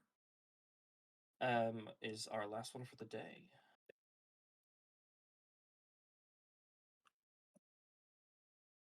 Yep, The about reigning champs fight tomorrow. Oh, right, that's true. Yep. Up next, I believe Obscuros won last year, and they will be indeed. facing against Hex MC tomorrow. Am I correct? I think that is correct, yes. I know they're fighting Hex MC at some point. I don't know if that's their first fight, but I think you might be correct.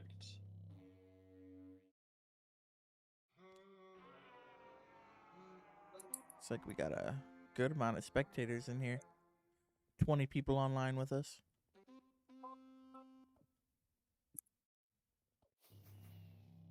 We have a bunch of people online on the server. A couple people watch. Oh, we have 32 people currently in the Twitch stream, and 3 people watching in the audience of the Discord. So plenty people.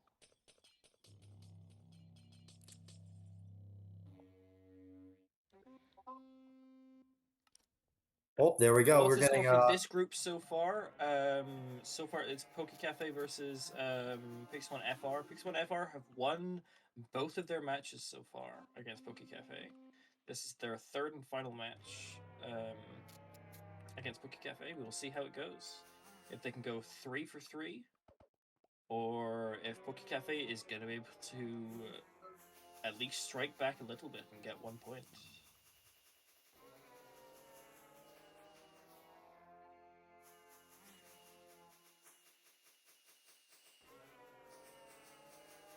and so the 1 victory, I should say, not 1 point. I mean, I don't Love know. to see that as Is a well. victory worth 1 point? I don't know how the group stage point allocation works.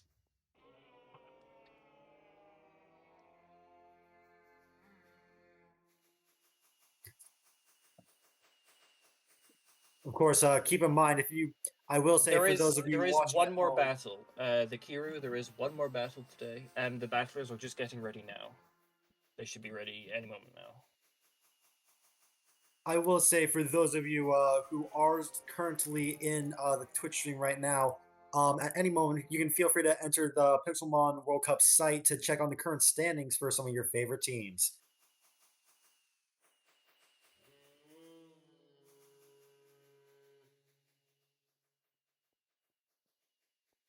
Waiting for the battler to reconnect.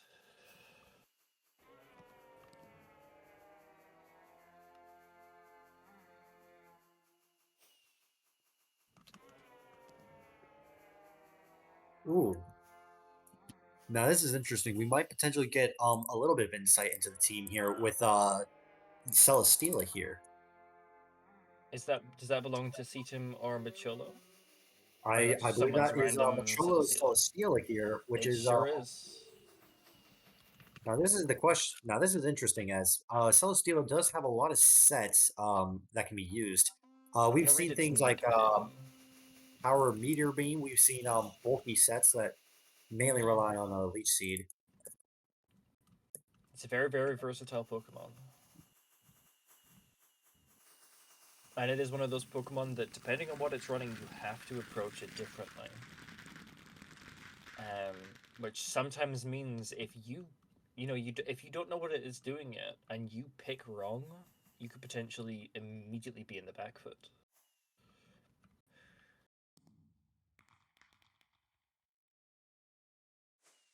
Oh, Cetum is back. It's a good sign. Oh, there we go. We get confirmation now. Cetum has returned.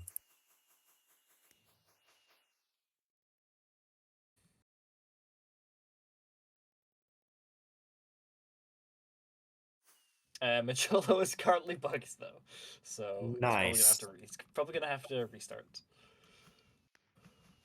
The French flag has been eaten and destroyed by what flag is that? I believe that is England. That is very funny. Consumed whole by the English flag.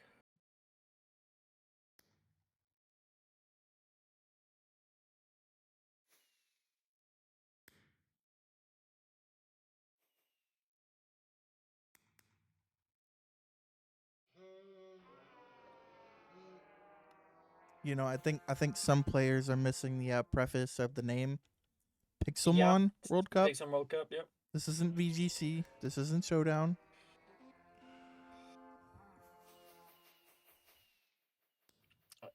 Pixelmon has its quirks, and we've got to work with it. And every update, although it introduces more bugs, it's usually fixing more than it introduces. So Getting closer and closer to a flawless, polished battle system.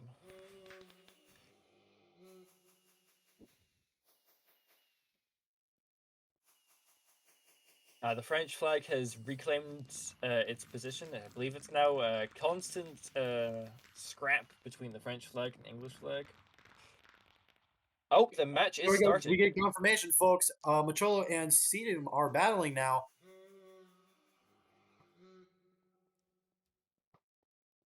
And it looks like it's a bit hard to tell right now with all these happening. I need confirmation. Do we have insights into their Pokemon? Yes, we do. We have a Celesteela going into a Lomamola, which is certainly interesting. Live streamer desperately trying to find someone to spectate. Dude, I was struggling there.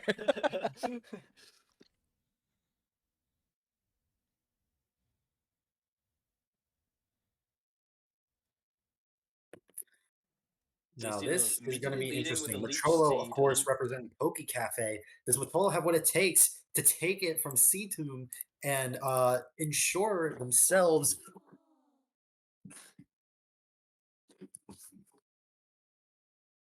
Now, this is going to be interesting. In comes the Heatran once again to threaten out the Celesteela.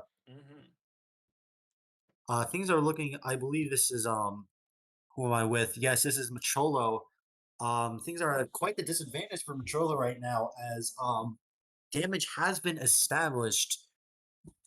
Celesteela, of course, running Protect, potentially trying to bait something out. As Heatran actually wrong predicts it somewhat. choice. Yep, as the Stealth Rock comes out. Now, this is interesting. Does Celesteela go for a default?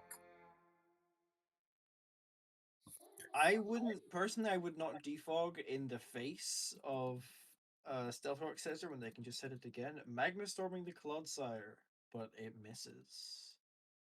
Certainly Potentially a risky choice with the Clodsire, because if that Heatran's running Earth Power, it can potentially hurt it quite a bit.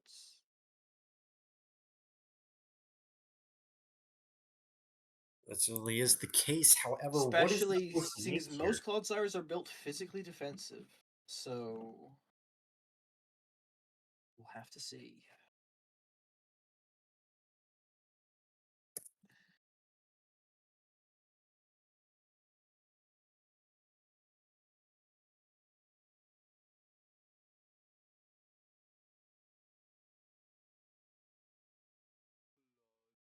Here we go. We actually get confirmation now. Oh my gosh. Making the very bold play. Macholo is doing a very bold play. Immediately reading, trying to go into Toxic here.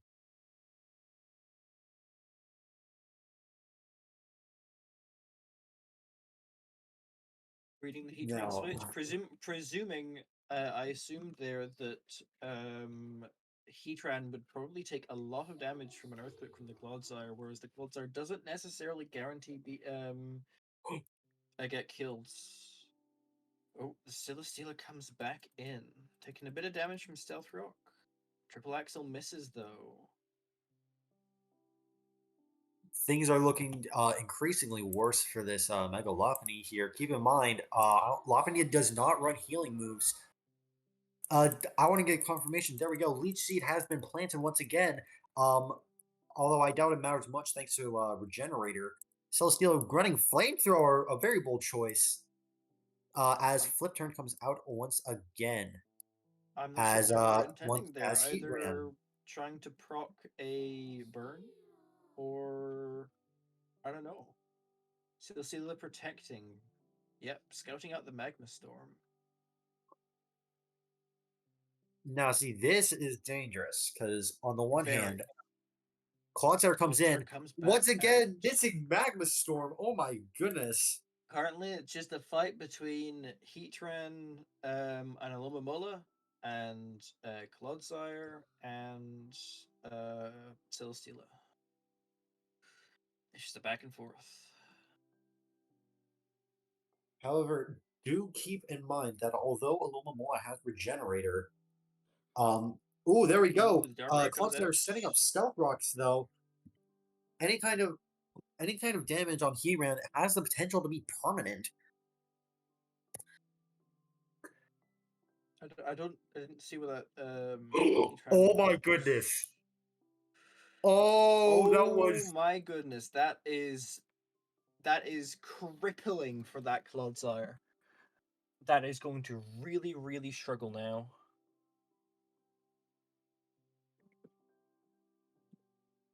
although keep in mind now see this has potential to do a lot of trolling here for a very specific reason. Although you can theoretically swap the black sludge onto something else and have it take more damage. There we go, swapping out Darkrai, and in comes Galarian Slowking. And this Clodsire is forced into Toxic, allowing for Slowking to set up anything it wants here. And so the question remains, in comes the Celesteela.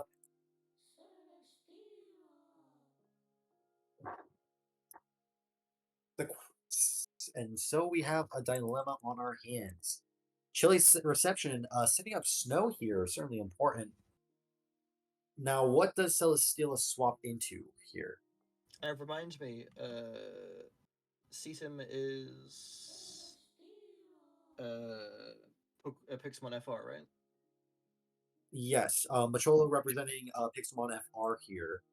Celesteela going for Flamethrower, bold choice. Oh god, Celesteela takes negligible damage from Future Sight. This is how Pixelmon. it's surprising how many of these games have turned out to just be stall fests. But I guess something like this will happen inevitably. In comes the flip. In comes the Macholo flip is turn. PokeCafe and Okay, Sidel thank you. is FR. Yep. Okay. And so the question begins: How is this setup going to be turning out? Because Celesteela going for a heavy slam, certainly a bold choice. As Alomomola goes for flip turn and immediately recovers all of its health back. Things are I'll be blunt, things are Personally, not I think looking good for yeah, Macholo. personally, I probably would have kept up with the flamethrower just to try and proc that burn. Darkrai's back in though. Alomomola's wish is coming true though. Curious as to what they're gonna try. Maybe try give the although I know it won't do much, but maybe try give the black sludge to something else. Oh no, it's just gonna come right back out. There we Only go, one actually. Clodsire. Yeah, we have I don't confirmation believe we now. know if that Clodsire is Water Absorber unaware quite yet. It is. It is unaware. And in comes the Slowking. Clodsire going for Toxic, of course. And once again, the Clodsire is stuck. Chances are it has to chances are once again it's another pivot. Out comes Clodsire, in comes Celesteela. More damage is starting to be chipped as Slowking goes for Chilly Reception. Out comes Slowking. In comes Zapdos to threaten the. In comes Zapdos to threaten Celesteela, but keep That's in a mind reveal. we do have that in the Clodsire back. is still up. Clodsire is still up. They might predict and might go with a different move. Interesting. Ooh, Hidden Zapdos power. is That's trying to probably predict hidden power HPI. ice, I would assume. Chances are that's probably the case. Or Especially hidden power ice in snow as well.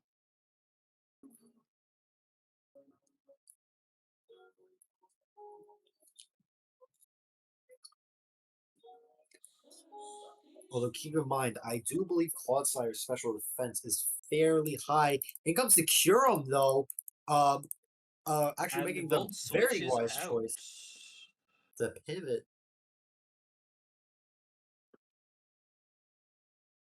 Although given the balance core of this team, what does they have to threaten it? In comes Galarian Slowking.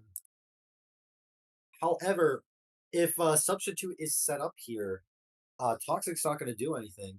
Curum setting up substitutes. Yep, substitute is set up. And Sludge Bomb immediately removing it. Okay, there we go. This is going to be interesting. That Curum is gonna have to just go for straight damage. Cannot bother going for substituting here. Could also switch out to something else. That is very much true, although keep in mind, there's technically 2 resists in the back.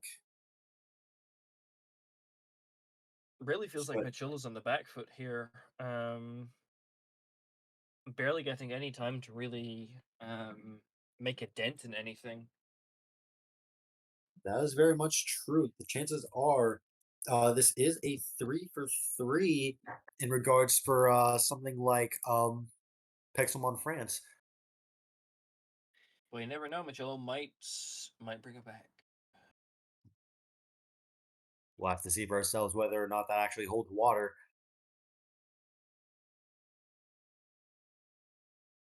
Ooh, going for For Roost there, actually. There's certainly a bold play as Slowking goes for Future Sight.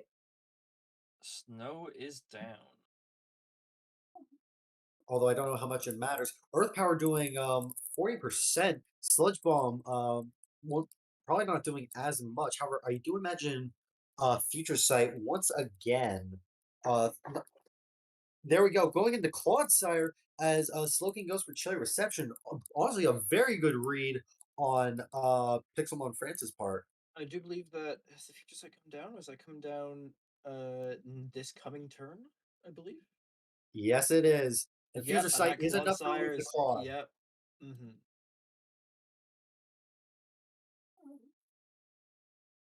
But now here is the problem. With Alomomola out, I don't think there's anything Xenom can do to prevent an I don't think there's anything that can happen to prevent substitute on Curum unless there's like maybe a double Iron Bash waiting, but we don't really know because we've not seen Melmetal. We haven't seen a whole lot of Seatum Seam, to be honest. They've only been switching between a couple Pokemon. Most recent one we saw was Zapdos, and that was 6 or 7 turns ago. Certainly. Urshifu comes There out. we go. Actually choosing to send in Urshifu instead. Certainly an interesting choice here. Perhaps the Kyurem doesn't have Freeze Dry? I would question why Maybe, not, maybe. but It's hard to tell sometimes. mm-hmm. It looks like ooh.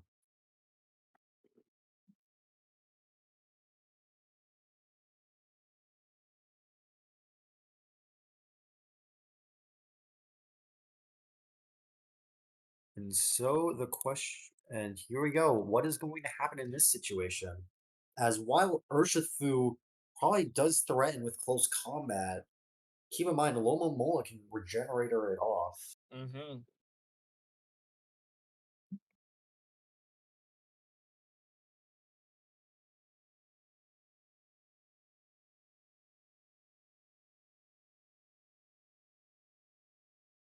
Going for the sword stance. That means it is not a choice band, not a choice scarf set. Ooh.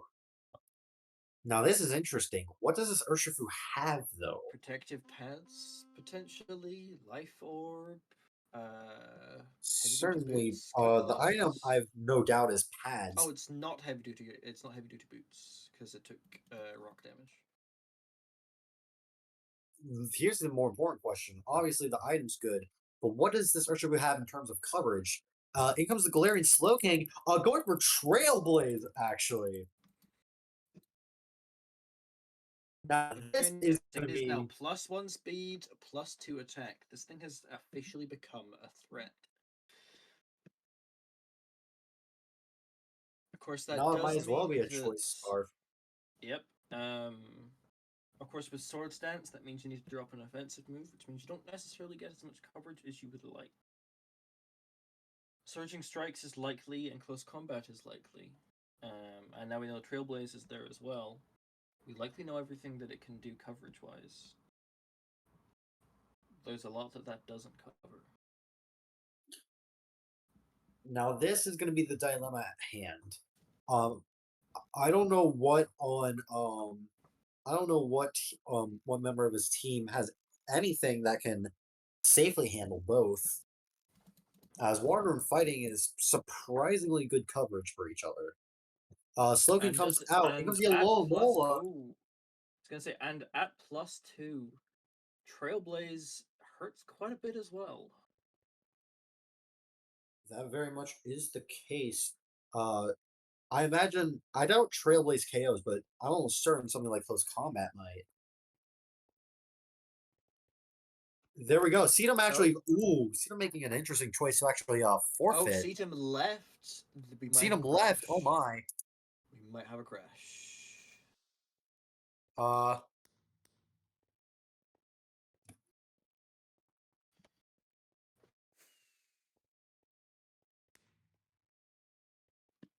Might just be Manchola win. He left after he got boosted.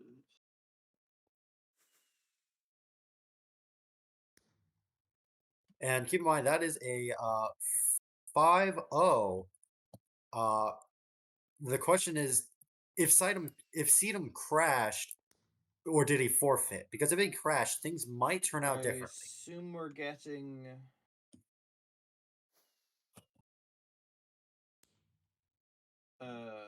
clarification soon.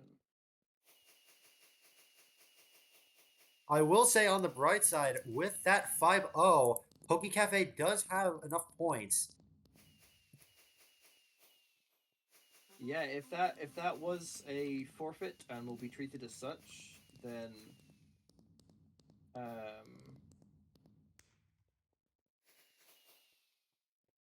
we need that confirmation will be from one everyone to match actually going make sure for- that's the case. Is Yeah. that a It's being discussed. Oh, there we go. Apparently. We're getting confirmation behind the scenes whether or not what's happening.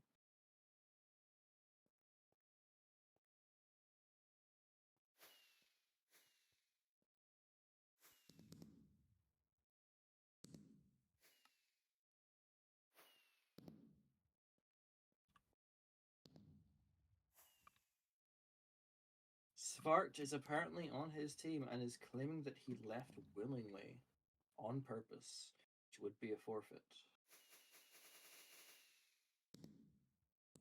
We'll have to see. I'll wait for staff word on the matter. It may be the case that after that Urshifu set up, there was nothing he could do. Which had been quite unfortunate because up until that point, Seaton was very much had the upper hand and was very much looking to win.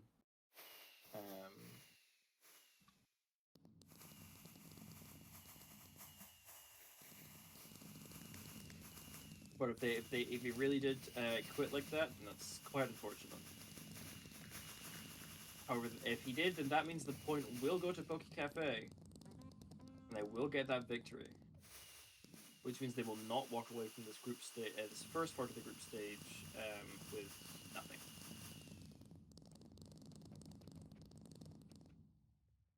Well, that was certainly an interesting set of matches. If we're getting confirmation that there we go. Nothing yet, I don't think.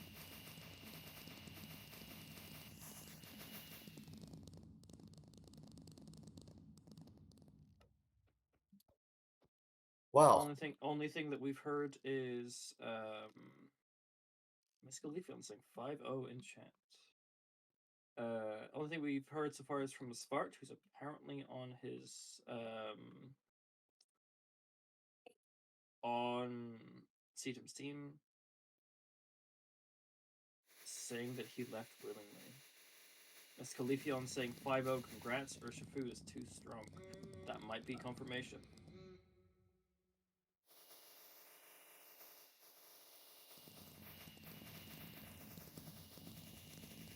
Looks like that match was a forfeit. Okay, then that means, yeah, Manchola wins 5-0. PokeCafe does come away from this group match with quite the victory at the end there. Some very good matches today. Great matches between anyone that only joined at the end there. That was PokeCafe versus PixelmonFR or France. And that was the first day of the group stages of the Pixelmon World Cup. Of course. And of course, we would also like to thank everyone who is in the stream who took time out of their day to actually witness this first day of events. Tune in next time as we see the next set of battles between Obscurus and Hex MC, and of course, a little bit afterwards, we will also be potentially seeing, if I get confirmed, if I'm checking this, Poke Saga and Hollowed Fantasy. There'll certainly be a very interesting set of matches, as we do get to see the return of last year's world champion. Yeah. Also, would like to very much thank Lanky and the team behind the scenes for setting us all up Just to and let getting us off to a everybody fantastic start. out there that's watching, if you go onto our webpage on the top right, there will be a timer set for the next matches that will be occurring. So if you ever want to know, it'll always be updated there on the top right of that webpage. And I don't want to, just put a little sneaky thing in here. I do believe that, correct me if I'm wrong, Lanky, that the Pixelmon World Cup is accepting sponsorships still. There's a couple. It'll be already. accepting them all the way until the end. So if anybody wants to, however you want to do it, we take anything. It's a community-led event, so everything goes back into the community. So if anyone watching is interested in supporting, you can do so through the Pixelmon website. I assume it's linked on. Yes, it is linked in the description of the live stream. You can also go there to check out the all the servers involved and all the team members as well.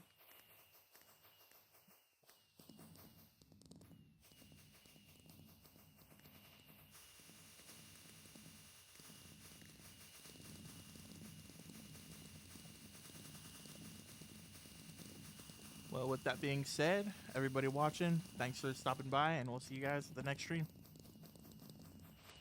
See you there. We'll see you guys there.